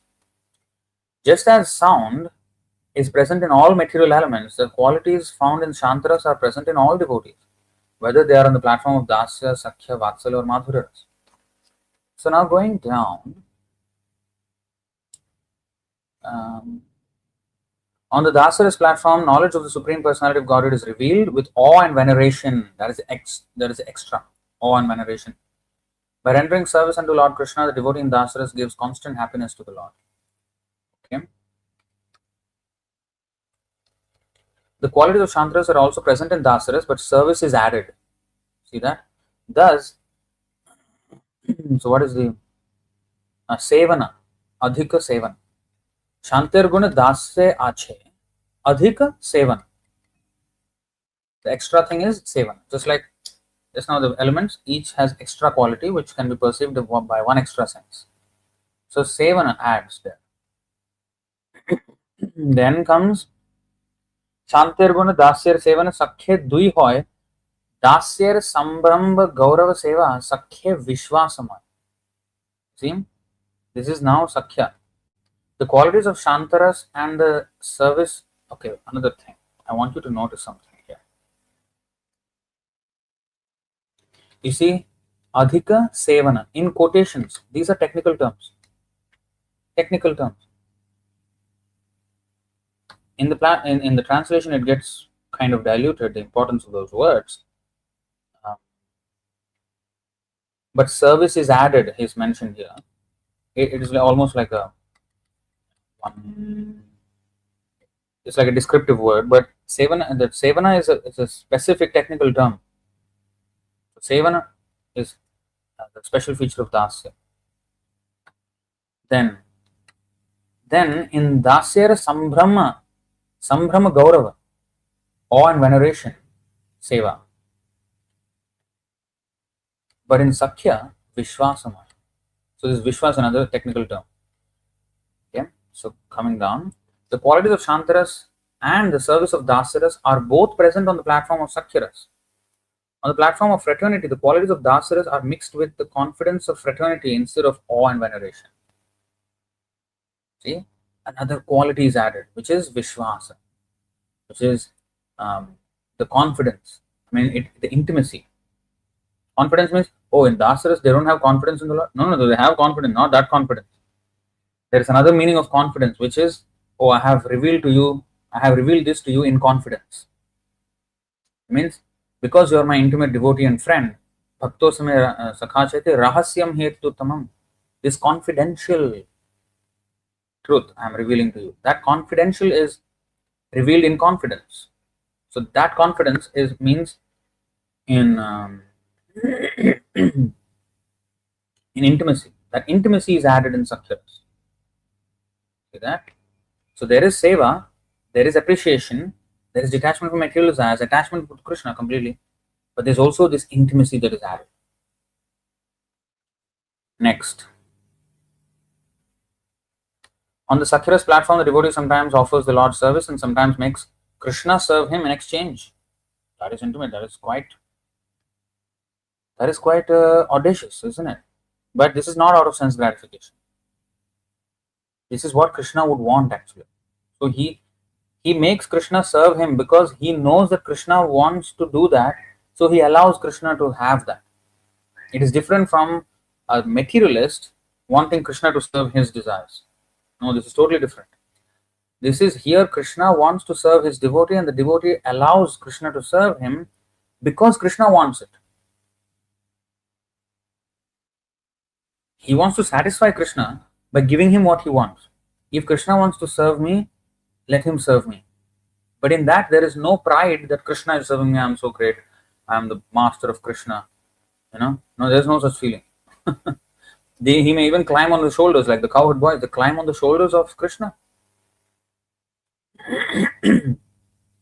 because Krishna wanted it that way. Arjuna, he directed the Sarathi, Parthasarathi, Krishna is called. So he was the charioteer of Arjuna. And Arjuna directed Krishna by kicking on him, kicking on his shoulder. That's how you direct a charioteer, how to go left, right, or stop, or go, whatever. So he was taking all the kicking. But how could Arjuna get himself to do that if he knows Krishna is supreme? Because Krishna wanted it. So as a service, he did that. So this is very different from, this is an intimate service. Okay? And in the mood of that service, they actually forget the supremacy of the Lord and they treat him as equal. By Yogamaya's potency, they forget. Because if they remember, then their equality, intimacy gets stunted, and then the veneration takes over. Awe and veneration. So Krishna does not want that. Krishna also wants intimate relationships. In fact, most of his relationships are intimate. Golok Vrindavan planet is much, much, much bigger than all the Vaikuntha planets combined. So we think that, there are so many millions and trillions of Vaikuntha planets and there is one Golok Vrindavan. So Krishna's gopis, all these intimate relatives are very less and many of them are dasas. No. The majority of his relationships are in the intimate relationships. Although the Vaikuntha planets are unlimited, Golok Vrindavan planet is bigger than all of them combined. Very inconceivable. So Krishna likes that. You see, on Sakyara's planet, in their mock fighting, the cowherd boys would sometimes climb on Krishna's shoulders, and sometimes they would make Krishna climb on their shoulders. Okay. Vishramba Pradhan Sakhya Gaurav Sambrama Hina Ataiva Sakhyarasir Teen Guna Chihna. Chihna means symptom. Awe and veneration are absent on the platform of fraternity since this rasa is predominated by confidential service. Therefore, Sakhya rasa is characterized by the qualities of three rasas. Then Mamata Adhika, again technical term, in quotations, quotation marks, single quotation marks. So that means it's a technical term. Even in Bengali, you see the quotation marks are there. The quotation mark, Mamata. So Mamata Adhika, Krishne Atma Sama Dhyan Ataiva Sakhyaraser Vasha Bhagavan. On the platform of Sakhyarasa, the Supreme Personality of Godhead Krishna is controlled by the devotees who are intimate with him and think themselves equal to him. And they think he is there. Mamata, intimacy. This Vishwas and Mamata, it's in Sakhyarasa. Now, Vatsalya Shantar Guna Dasyar Sevana Sheshe Sevaner Iha Nama Palan. Palan means, again, a technical term. Palan is added in Vatsalya. On the platform of parental love, the qualities of Shanta, Dasya and Sakhiras are transformed into a form of service called maintenance. In English, it doesn't ring a bell. Oh, service called maintenance. Okay. Service maintenance. I maintain the temple or something. We don't get the full idea. But if we know the quotation marks there, Palana means to maintain Krishna. To maintain Krishna. That's why when a devotee is protective of the temple, when protective of the deity,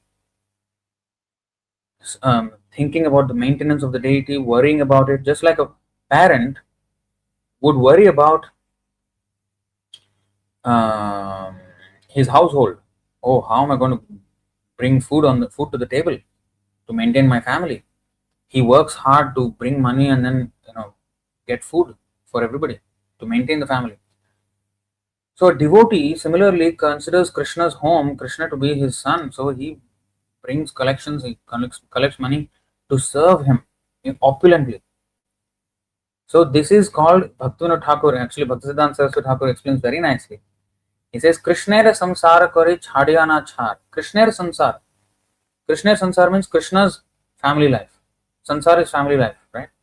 Sansar is world, but also sansar means the family life. Krishnera samsara kari chhadiyana chhar. Chhadiyana chhar. So, Krishnera samsara, we have to be maintainers of Krishna's household affairs. So we have to take care of Krishna.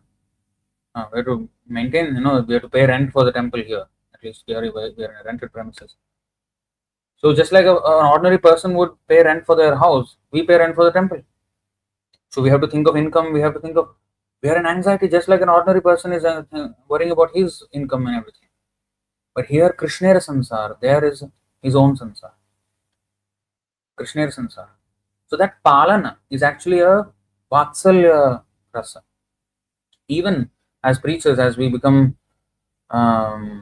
concerned for Krishna's service, concerned for Krishna's temple or his family, his devotees, him, Krishna himself, and maintaining of the temple and everything, that is maintenance.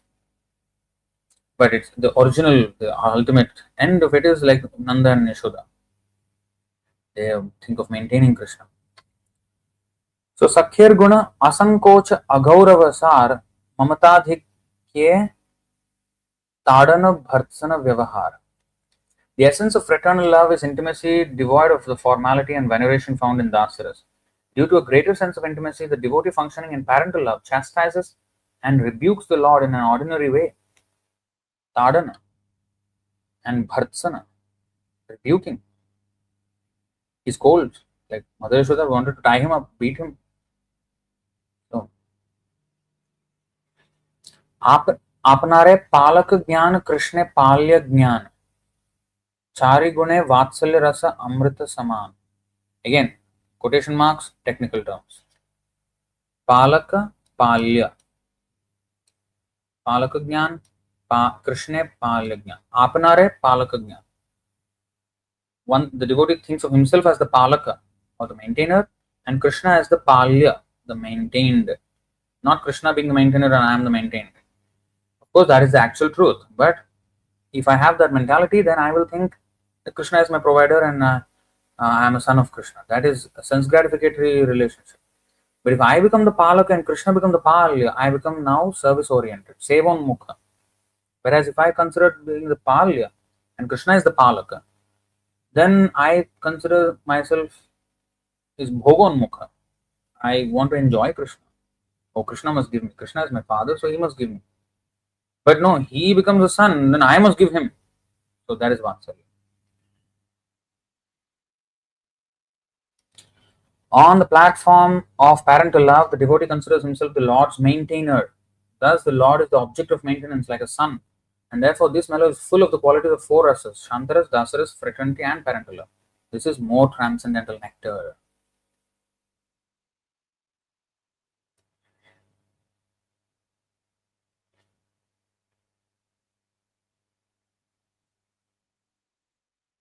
This purport is also very nice. See, this purport, Bhaktivinoda Thakur explains everything very nice. Now, say Amritanande Bhakta Saha Dubena Apane Krishna Bhaktavash Guna Kahe Aishwarya Jnani Pune. The exchange of spiritual happiness between Krishna and his devotee, in which Krishna is controlled by his devotee, is compared to an ocean of nectar into which the devotee and Krishna plunge. This is the verdict of learned scholars who appreciate Krishna's opulence. So, it is full of nectar, this Palana, Krishna. Okay, there is some Sanskrit verse here. Damodarashtra. Okay, this is Damodarashtra. Iti Driksvalila. So, Iti Driksvalila. So, that is from Damodarashtra. Now, Madhura Rase Krishna Nishtha Seva Atishaya Sakher Asankocha Lalana Mamatadhikya Hoy. On the platform of conjugal love, attachment for Krishna, rendering service to him, the relaxed feelings of fraternity and the feelings of maintenance all increase in intimacy.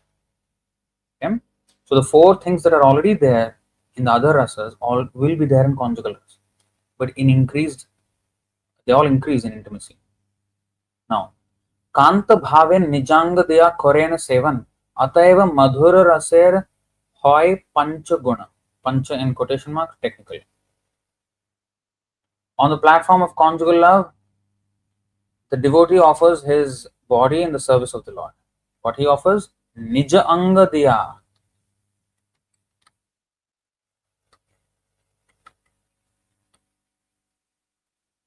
Koren Sevan. His own body. So on the platform of conjugal love, the devotee offers his body in the service of the Lord. Thus, on this platform, the transcendental qualities of all five rasas are present. So, like conjugal love is, of course, all of them give their body. But what is this nijaguna mean? That means even sexual affairs, transcendental sexual affairs between Krishna and the gopis. So these things, their own body, they completely give it to Krishna. Like, the Vastraharan Leela, naked, fully naked in front of Krishna. That is completely offering their bodies in Krishna's service. Nijanga diya korena seva.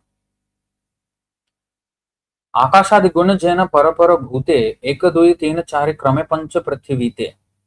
All the material qualities evolve one after another in the material elements, beginning from ether. By gradual evolution, first one quality develops, then two qualities develop, then three and four, until all five qualities are found in earth. एई मतो मधुरे सब भाव समाहार अतएव आस्वादाधिक्ये करे चमत्कार. Similarly, on the platform of conjugal love, all the feelings of the devotees are amalgamated. The intensified taste is certainly wonderful. Ei bhakti raser korila digdarshan ihar vistar mane koriho bhavana. I have simply given a general survey describing the mellows of devotional service. You can consider how to adjust and expand this. Sri Chaitanya Mahaprabhu said to Rupa Goswami, Rupa Shiksha. So these are the general. Of course, Rupa Goswami expands this so much in his Tirasamrita Sindhu, his Vidagdha Madhava, his Lalita Madhava, his Ujjvala Nilamani, his Laghu Bhagavatamrita. He expands so much.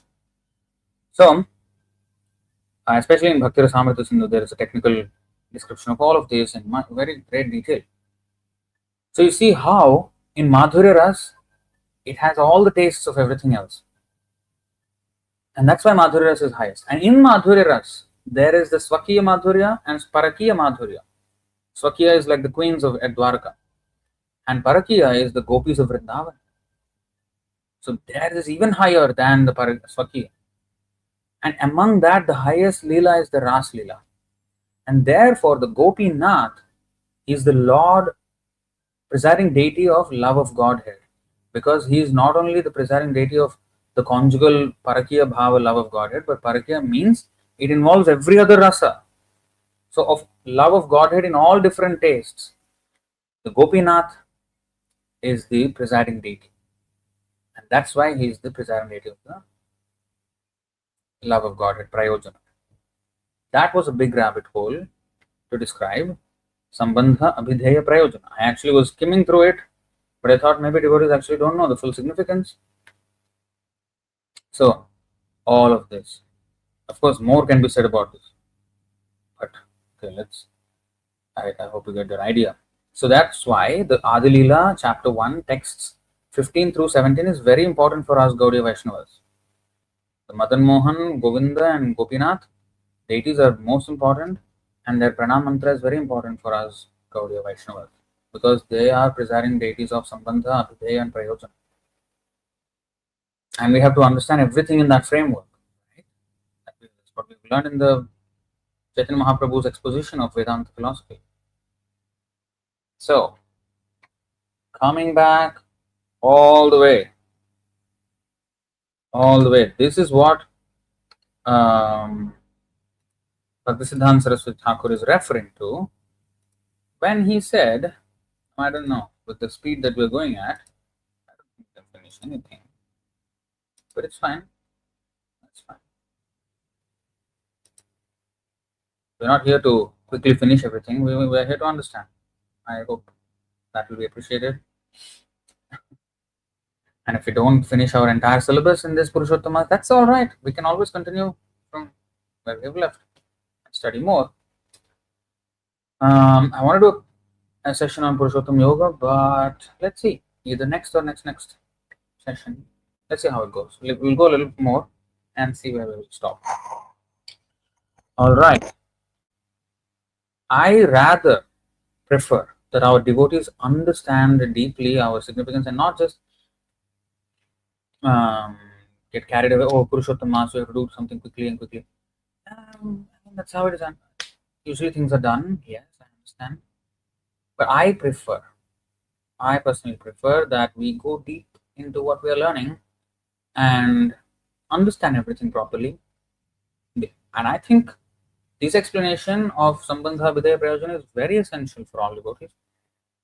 So it is only important that we understand this, right? That's how I think.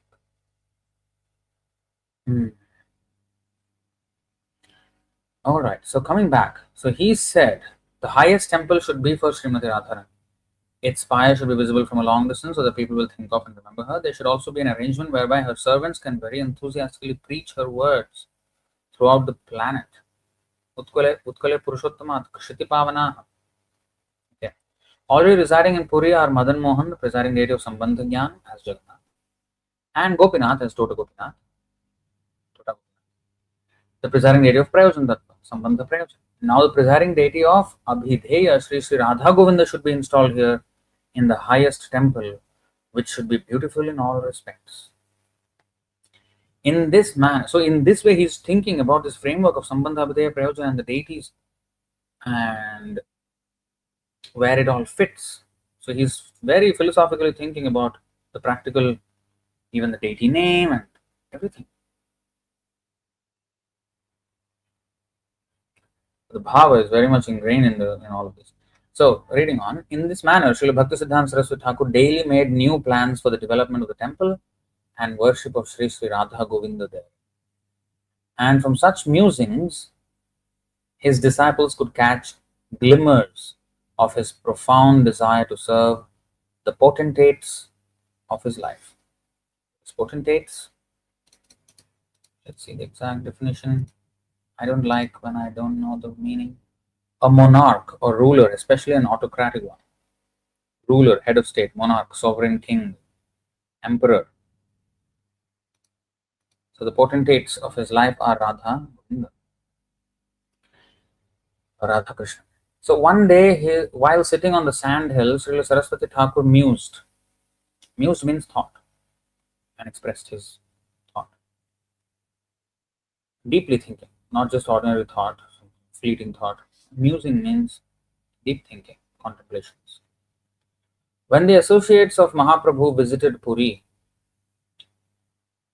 he said, they were accommodated in this vicinity and traversed these pathways. Therefore, this hill is still known as Gaud Badshahi. These are our places. Not knowing this, others have erected residential facilities here in a spirit of worldly enjoyment. We should gradually salvage these sites by purchasing them. See his thoughts. So people have these are where the Gaud Badshahi are the places where associates of Chaitanya Mahaprabhu were accommodated. So he can see that this is the place where they were accommodated, but now people have erected residential homes. So eventually we have to gradually salvage all these sites by purchasing them. You see how he's thinking. He's not thinking, oh, let them stay there. No, he has a very transcendental vision. Look, just compare it with how we would see things and how he's seeing things. What I want you to pay attention to. They are living happily in some house or whatever.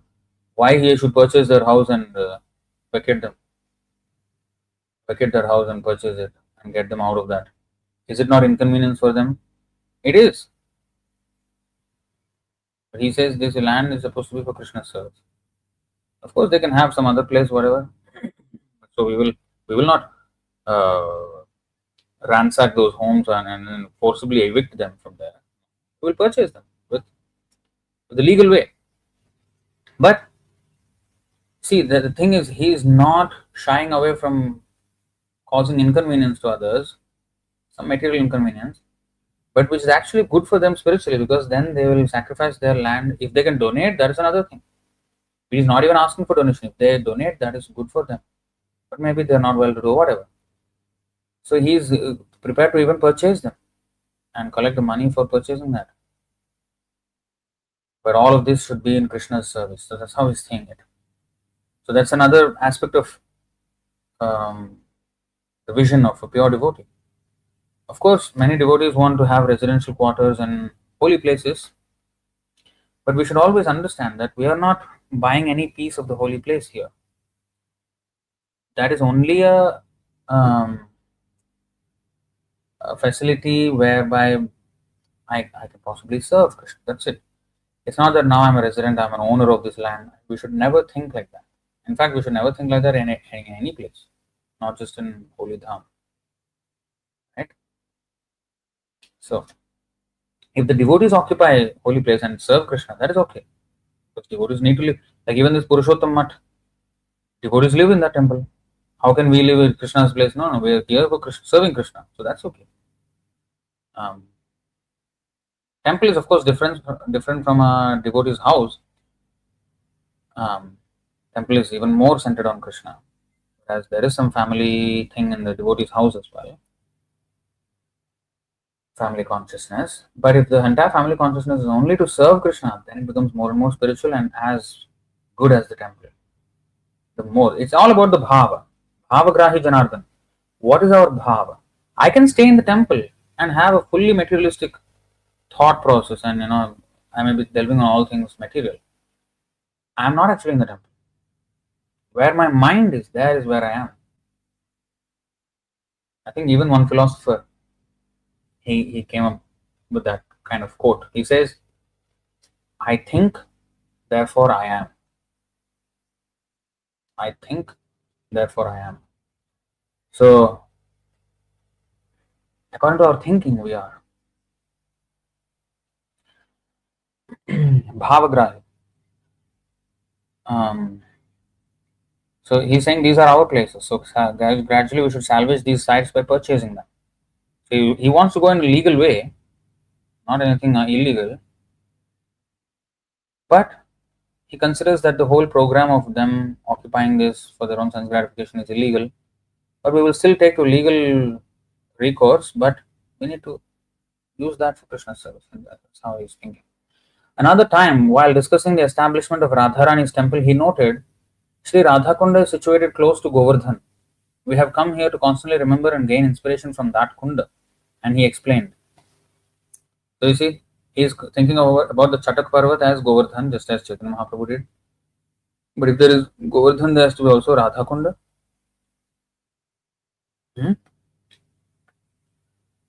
We have come here to constantly remember and gain inspiration from that kunda. And he explained.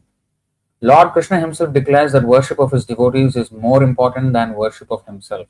Madbhakta Puja Bhyadika 11:19:41.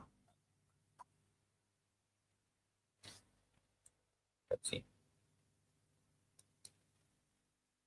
11:19:21, sorry. Madbhakta Puja Bhyadika. Okay.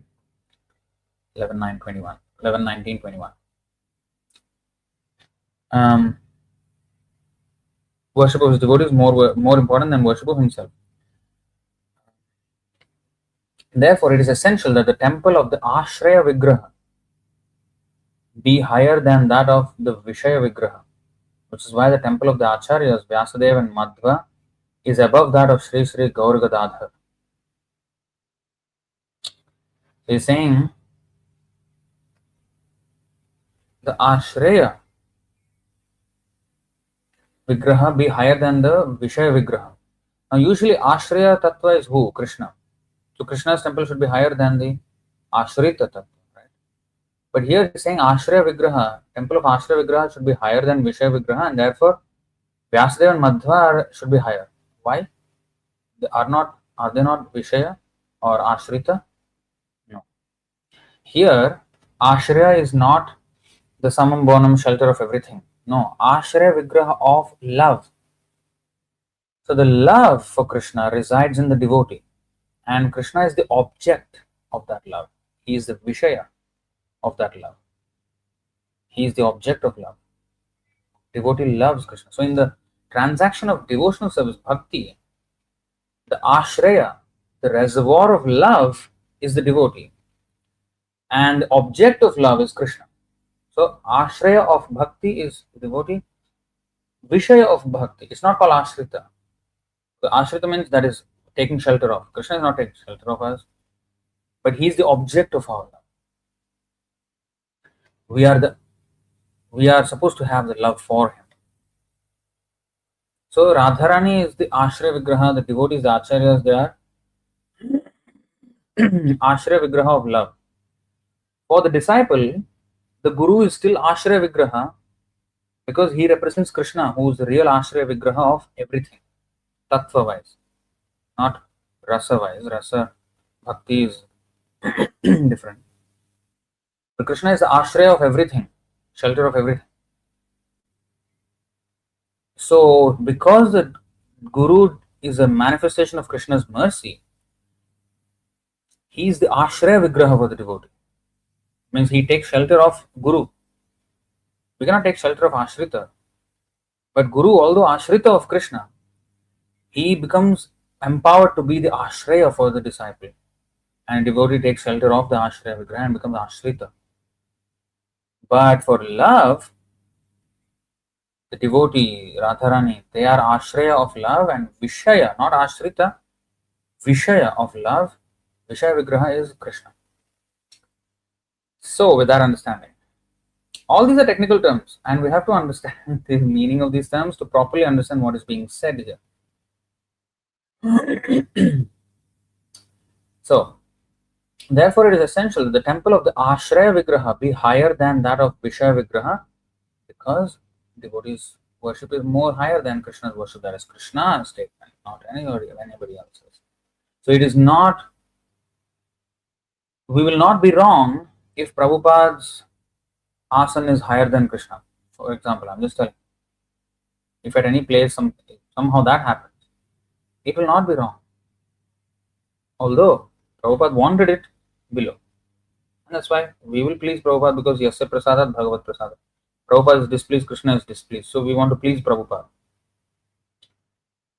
But we will not be wrong, like Bhaktisiddhānta Sarasvatī Ṭhākura is revealing here. Which is why he is saying the temple of the Acharyas, Vyasadeva and Madhva is above that of Śrī Gaur-Gadādhara. Gaur-Gadādhara deities are there.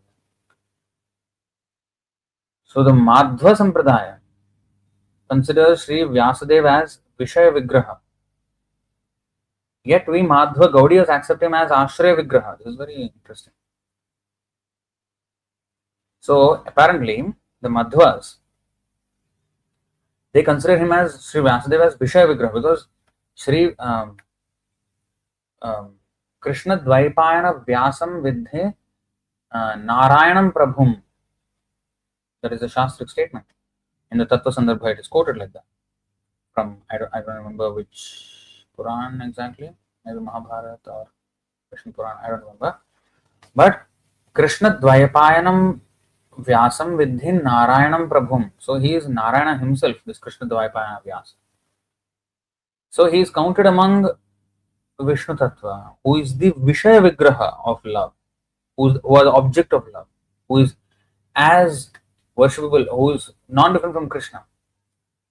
But we Madhva Gaudiyas, Bhaktisiddhānta Sarasvatī Ṭhākura is saying, accept him as Ashraya Vigraha.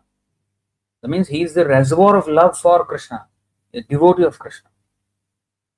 He is both, just like Chaitanya Mahaprabhu. He is Krishna Varnam, but Krishna Varnam, that word has two meanings. Krishna Varnam means he is in the category of Krishna. That means Vishnu Tattva.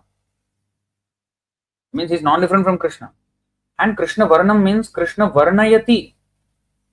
He's describing Krishna, he's glorifying Krishna, he's chanting his name as a devotee. So Krishna Varnam includes Ashraya Vigraha and Vishaya Vigraha. Both roles are combined in that word. Similarly, Vyasadeva served the cause of Krishna by glorifying him as a devotee. But he is also non-different from Krishna, especially this Vyasadeva. Every time there is Vyasadeva, every Kali Yuga he comes, and in the beginning he writes all the Vedic literature for the Kali Yuga population. But in other kalpas, he is Jiva soul empowered, especially empowered. So he is the Ashraya of love for Krishna. In this case, he is actually Krishna himself, Vidhi Narayanam Prabhum. That is Jiva Goswami's explanation in the Tattva Sandarbha. And yet, in his mood, just like, see, and how can Bhaktisiddhānta Sarasvatī Ṭhākura say he's Ashraya Vigraha and not Vishaya Vigraha, if Madhvacharya says it's Vishaya Vigraha? Well, still there is no contradiction here. There is no contradiction. Virodho vakya or yasa napramanyam yadishyate yatra yatha viruddhata chasyad tathartha kalpyate tayoh. Kurma Puran says, whenever there is a seeming contradiction, we have to understand in such a way that there is no more contradiction. But we should never say that one is correct, one other is wrong. We cannot say that. So, how to reconcile? Oh, just like Chaitanya Mahaprabhu, he is Krishna Varnam. He is non-different from Krishna. And yet, on Ekadashi, we offer him Anukalpa Prasad, Anukalpa offering, like non-grain. Although to Krishna and the Jagannath Narasimhadev, we offer grains Prasad, grains offering, Nivedana, Naivedya. But to Chaitanya Mahaprabhu, we offer him Anukalpa, which is without grains. How is that? Why? Well, we are, if he is Krishna himself, then why can't we just offer him also grains? Well, it will not be entirely wrong doing that, but we should also acknowledge his mood. We should worship him according to his mood. So his mood is that he wanted to be a devotee, so we worship him according to how he would want to be worshipped. We're not here to prove, okay, Krishna, he is Krishna, Vishnu Tattva, we should worship him like this. No, all the devotional service means how he would want to be worshipped, or he would want to be known as. So Bhaktavataram. So Panchatattvatmakam Krishnam Bhakta Rupa. He came as Bhakta Rupa. So we respect that. We serve that Rupa, that mood of Krishna. Just like Swarup Damodar. According to the mood, the changing of the mood of Chaitanya Mahaprabhu, he used to recite verses from either Krishna Karnamrita or Geet Govinda or Bhagavatam, like that. Or Chandidas. He used to quote these songs and verses according to the mood of Chaitanya Mahaprabhu, and that would augment his mood even more. Another example, I mean, just now we have read about all the confidential associates like friends, parents, and conjugal lovers of Krishna. All those devotees worship Krishna according to his mood, how he would like to be worshipped. He wants intimacy, he wants to be chastised, then Mother Yashoda chastise him.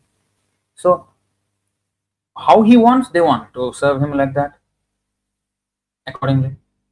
Whatever he wants. Even if that looks like immoral, oh, how can you stand on Krishna's shoulder? That is immoral. We cannot dare to do that. Now, how can such great devotees, who are such confident devotees, do such things? How can they do? I am a beginner devotee. I am also not doing such audacious things. How can they be so disrespectful? They are supposed to be great devotees. How can they disrespect Krishna like that? No. That's how. So it's not disrespecting him. It's how he would want to be served by them.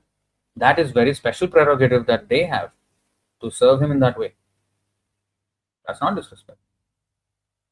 So therefore, we cannot judge devotees, especially liberated devotees, according to our conditioned vision, according to the rules and regulations that we need to follow. We should not gauge them by those rules. Okay, so coming back here, so there is no difference if Vyasadeva is accepted as Vishaya or Ashraya.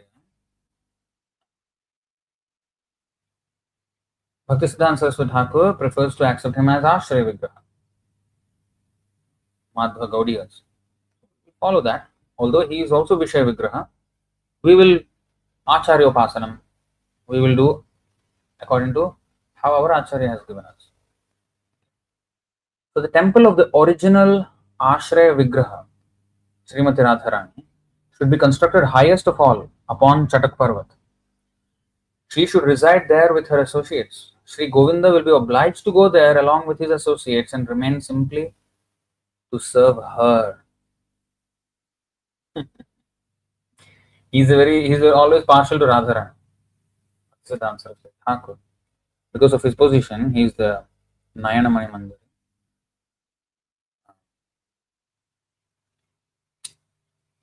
And the meaning of Nayanamani Mandir is beautiful. Maybe a topic for another day. But so he, being Nayanamani Manjari, is very, very partial to Radharani. In the dealings of Radharani and Krishna, she sides, that Manjari sides Radharani in any conflict. She always will side and is always partial to Radharani. She will accuse Krishna, but she will never ever allow Radharani to be even accused. Not only will she not accuse or find fault with Radharani, you should not have done that to Krishna. No. My Radharani is always right. If anything, Krishna is wrong, but my Radharani will never be wrong. That's her mood. Nayanamani Manjari. And Bhaktisiddhānta Sarasvatī Ṭhākura is Nayanamani Manjari. And his mood is like that. And he is saying that Sri Govinda will be obliged to go there along with his associates and remain simply to serve her. He is her servant. Radharani is her. One with a spontaneous service mode can even climb on the shoulder of his master if required for better serving him. Beautiful. For such a servant has no motive for personal sense enjoyment but lives only to serve his beloved. That is true. Because if I think that climbing on the shoulders of my master is not good, I will go to hell for that. That is a personal consideration.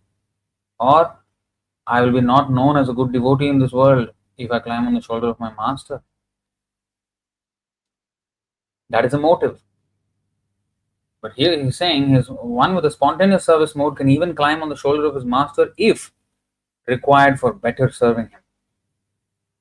Standing on the shoulders of giants. If there is an expression in English like that, that means we build upon the work that was already done by previous ācāryas and build upon it. So just like Rupa Goswami, Sanatana Goswami, they excavated holy places, wrote so many scriptures, and then eventually Bhaktivinoda Thakur has spoken about it. Already the foundation was done by these ācāryas, and then it built upon that. Bhaktisiddhānta Sarasvatī Ṭhākura built upon what Bhaktivinoda Thakur's desire was, and he provided structure to it, and provided so many conclusions, and provided so many adjustments. Bhaktisiddhānta Sarasvatī Ṭhākura, mind you, he provided a lot of adjustments like offering Brahmin thread, sannyas, and Matha, Brahmacharya, all this Varnashram, Daiva Varnashram he brought back to an extent. And then Prabhupada built on that and translated and then spread it all over the world. So building on top of that, that is standing on the shoulders of giants.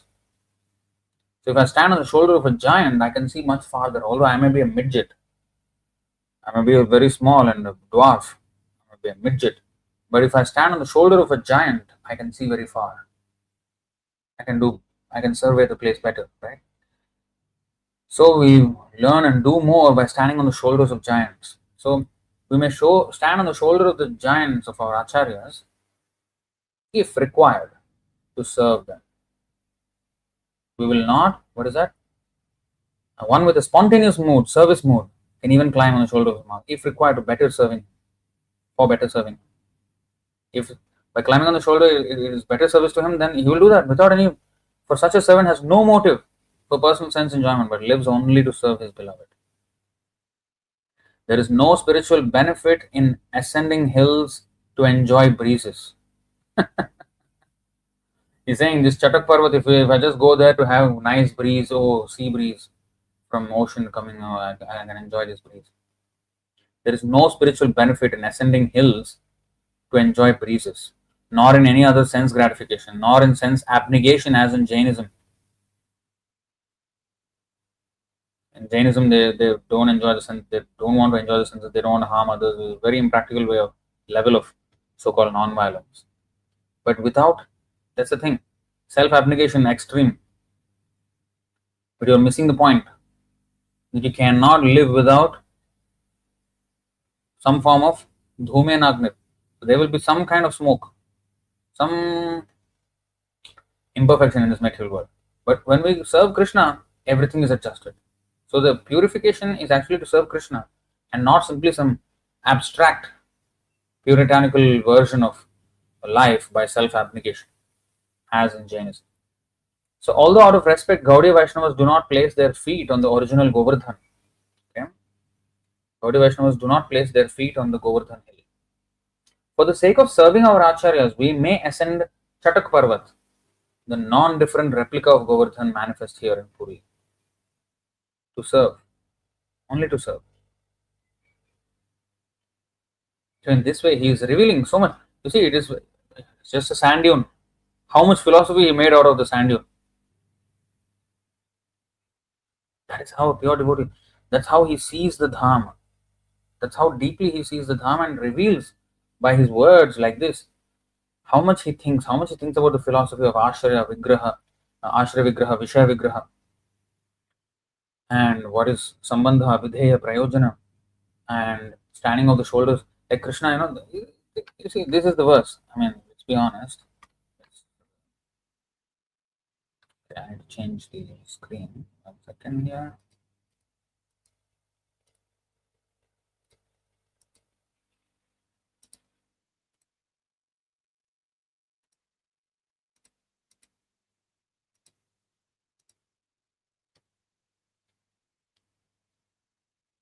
Okay. The verse 10, 12, 11. Okay. This is texts 10, 12, 7 to 11. This is where that verse is, but I just want to. Okay, let's actually read that in the Bhagavatam, because in Chaitanya Charitamrita also is mentioned. But okay, so these are the 5 verses, 7 to 11. This is describing the cowherd boys, friends of Krishna in Vrindavan. Kechid venun vadayanto dhmantah. So I never noticed this word. Dhmantah. Kechid venun vadayanto dhmantah shringani kechana kechid bhringaihi pragayantah पूजन्तः कोकिलैः परे विच्छायाभिः प्रधावन्तो गच्छन्तः साधुहंसकैः बकैर् उपविशन्तश्च नृत्यन्तश्च कलापिभिः विकर्षन्तः कीशबालान् आरोहन्तश्च तैर्द्रुमान् विकुर्वन्तश्च तैः शाकं प्लवन्तश्च पलाशिषु साकं भेकैर्विलङ्घन्तः सरितः स्रवसम्प्लुताः विहसन्तः प्रतिच्छायाः शपन्तश्च प्रतिस्वनान् इत्थं सतां ब्रह्म सुखानुभूत्या दास्यं गतानां परदैवतेन मायाश्रितानां नरदारकेण साकं विजह्रुः Kritapunyapunjaha. All the boys would be differently engaged. Some boys blew their flutes, and others blew bugles made of horn. Some imitated the buzzing of the bumblebees, and others imitated the voice of the cuckoo. Now you may think, these are all childish activities. But they're not doing this out of their own, like an ordinary child here. Don't think that they are like ordinary children imitating the sounds of the birds and bumblebees and all of that, just like ordinary children do. How can ignorant people like ordinary children go to associate with Krishna? They are doing this to please Krishna. And also, don't forget that all these bumblebees and cuckoo, they're actually glorifying Krishna in Vrindavan. Right? You remember that? Bhringadhipe harikatham ivagayamane.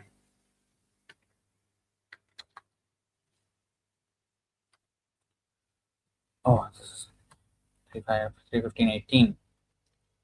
पारावतान्यभृतसारसचक्रवाकदात्यूहं सशुकतिर्बर्हिणां यः कोलाहलो विरमते चिरमात्रमुच्चैर्भृङ्गाधिपे हरिकथाम् इव गायमाने. Bhringadhipe harikatham iva gayamane. When the king of bees hums in a high pitch, singing the glories of the Lord, there is a temporary lull in the noise of the pigeon, the cuckoo, the crane, the chakravaka, the swan, the parrot, the partridge, and the peacock. Such transcendental birds stop their own singing simply to hear the glories of the Lord. So, first of all, these birds are making their sounds in the spiritual world, glorifying the Lord. They are not simply like ordinary birds here and doing all these sounds. Yeah, they are sweet to hear, like whatever, but they have no meaning spiritually. They just are talking their own things. Where is food? Where is sex? Where is shelter? Where is fear? Where is somebody attacking me? These are the things they're talking. Ācārya nidra bhayamaithunam cha samanyam etat pashubhir naranam. Okay, that's their subject matter. Ācārya nidra bhaya and maithuna. That's all they think about, and they have sex so many times. Pigeon especially. Every 15 minutes he's having sex. Pigeon, you know that? Every 15 minutes. That's his life. But the pigeon of the spiritual world is glorifying Krishna. There's no sex there. There's no mundane sense gratification. He is glorifying Krishna. The cuckoo, the chakravaka, the crane, the swan, the parrot, the partridge, the peacock, all are glorifying Krishna. But such transcendental birds stop their own singing simply to hear the glories of the Lord when the bumblebee comes. Bhringadhipe, the king of the bumblebees. When he comes, the birds stop their singing and hear what the bumblebee has to say. What does the bumblebee have to say? Bhringadhipe harikatham iva gayamane. The bumblebee has come from the garland of Krishna, so close to Krishna. And he is holding some secrets which he is revealing with his humming. And the birds, although they are glorifying Krishna, they stop because they want to hear more confidential scoop. They want to have the inside scoop of Krishna. What is going on? Because he is with the garland, some secrets that were, gopis or whatever was going on, love affairs, big clandestine affairs going on there, transcendently clandestine, hide and seek kind of loving affairs going on. Some secret they are bringing, and they want to stop and hear what the Bhringadhipa has to say.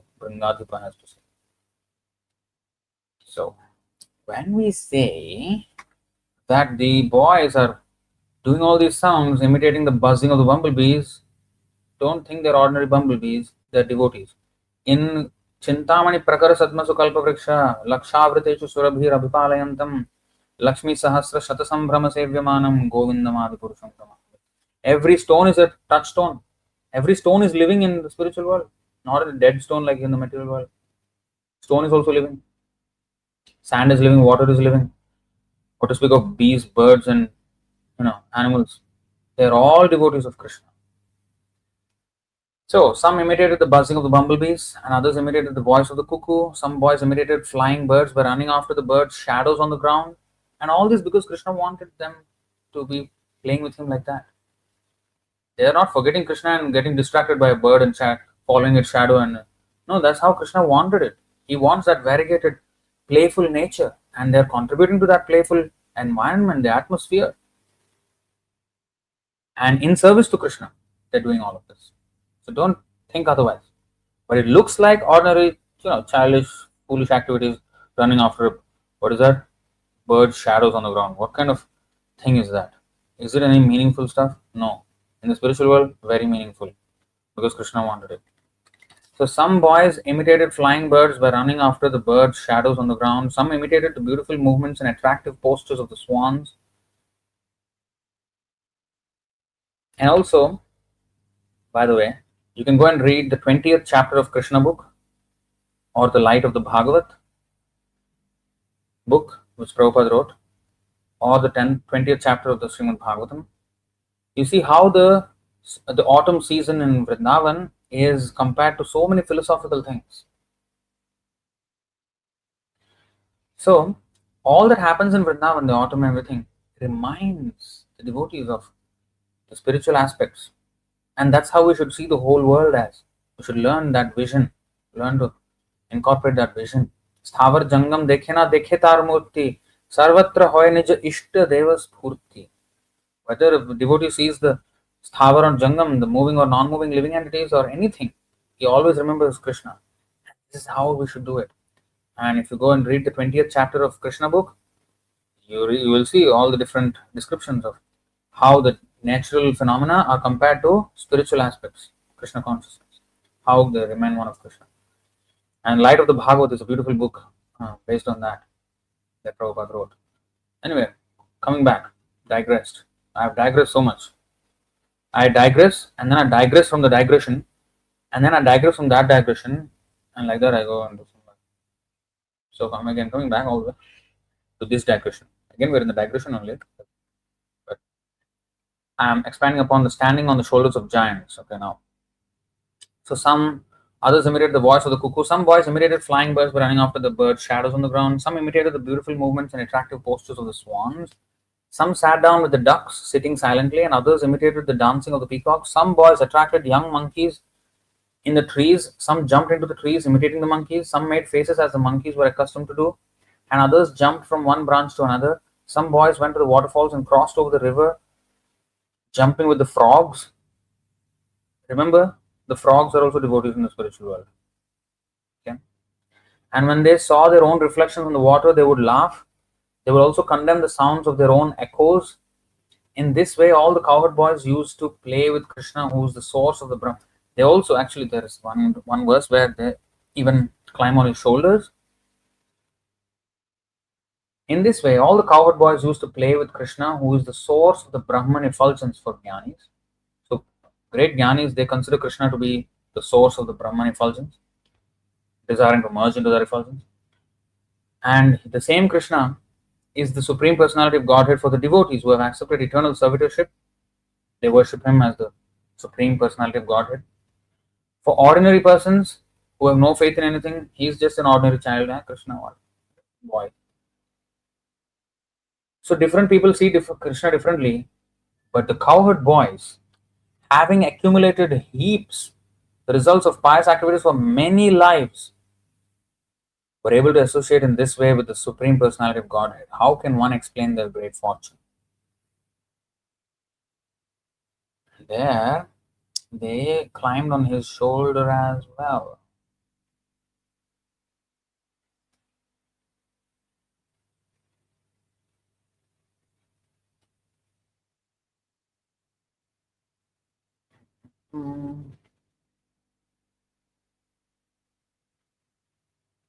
So all these playful activities are mentioned. Adi 4 or 25. My friends climb on my shoulders in pure friendship. It's not that in the Bhagavatam. No, not exactly mentioned probably, but actually that is the. Okay, let's go to 4 Adi 425. Interesting. That is not there. I thought it was there in the Bhagavatam. Sakha Suddha Sakhya Kare Skandhe Arohana. Skandhe Arohana means on the shoulders.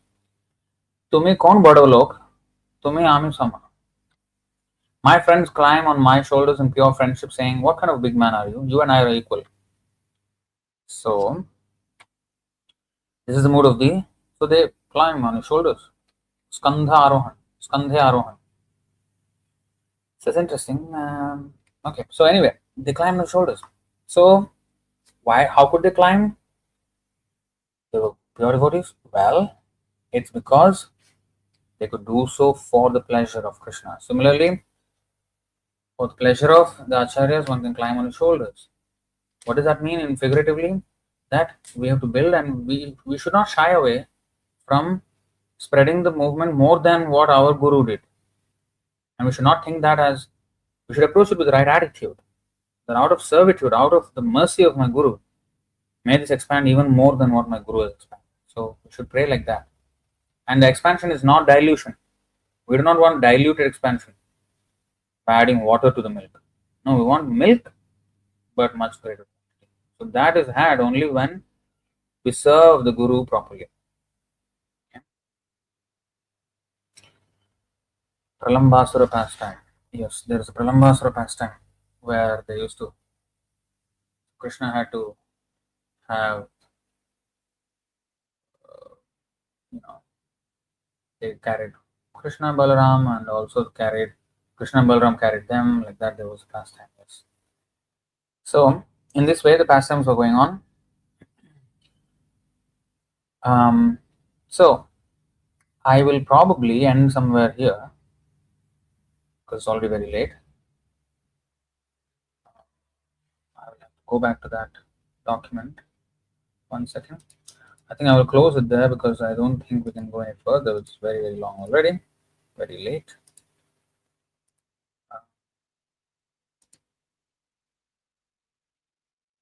Okay, so there we will stop at this point. And probably next session we will continue from here.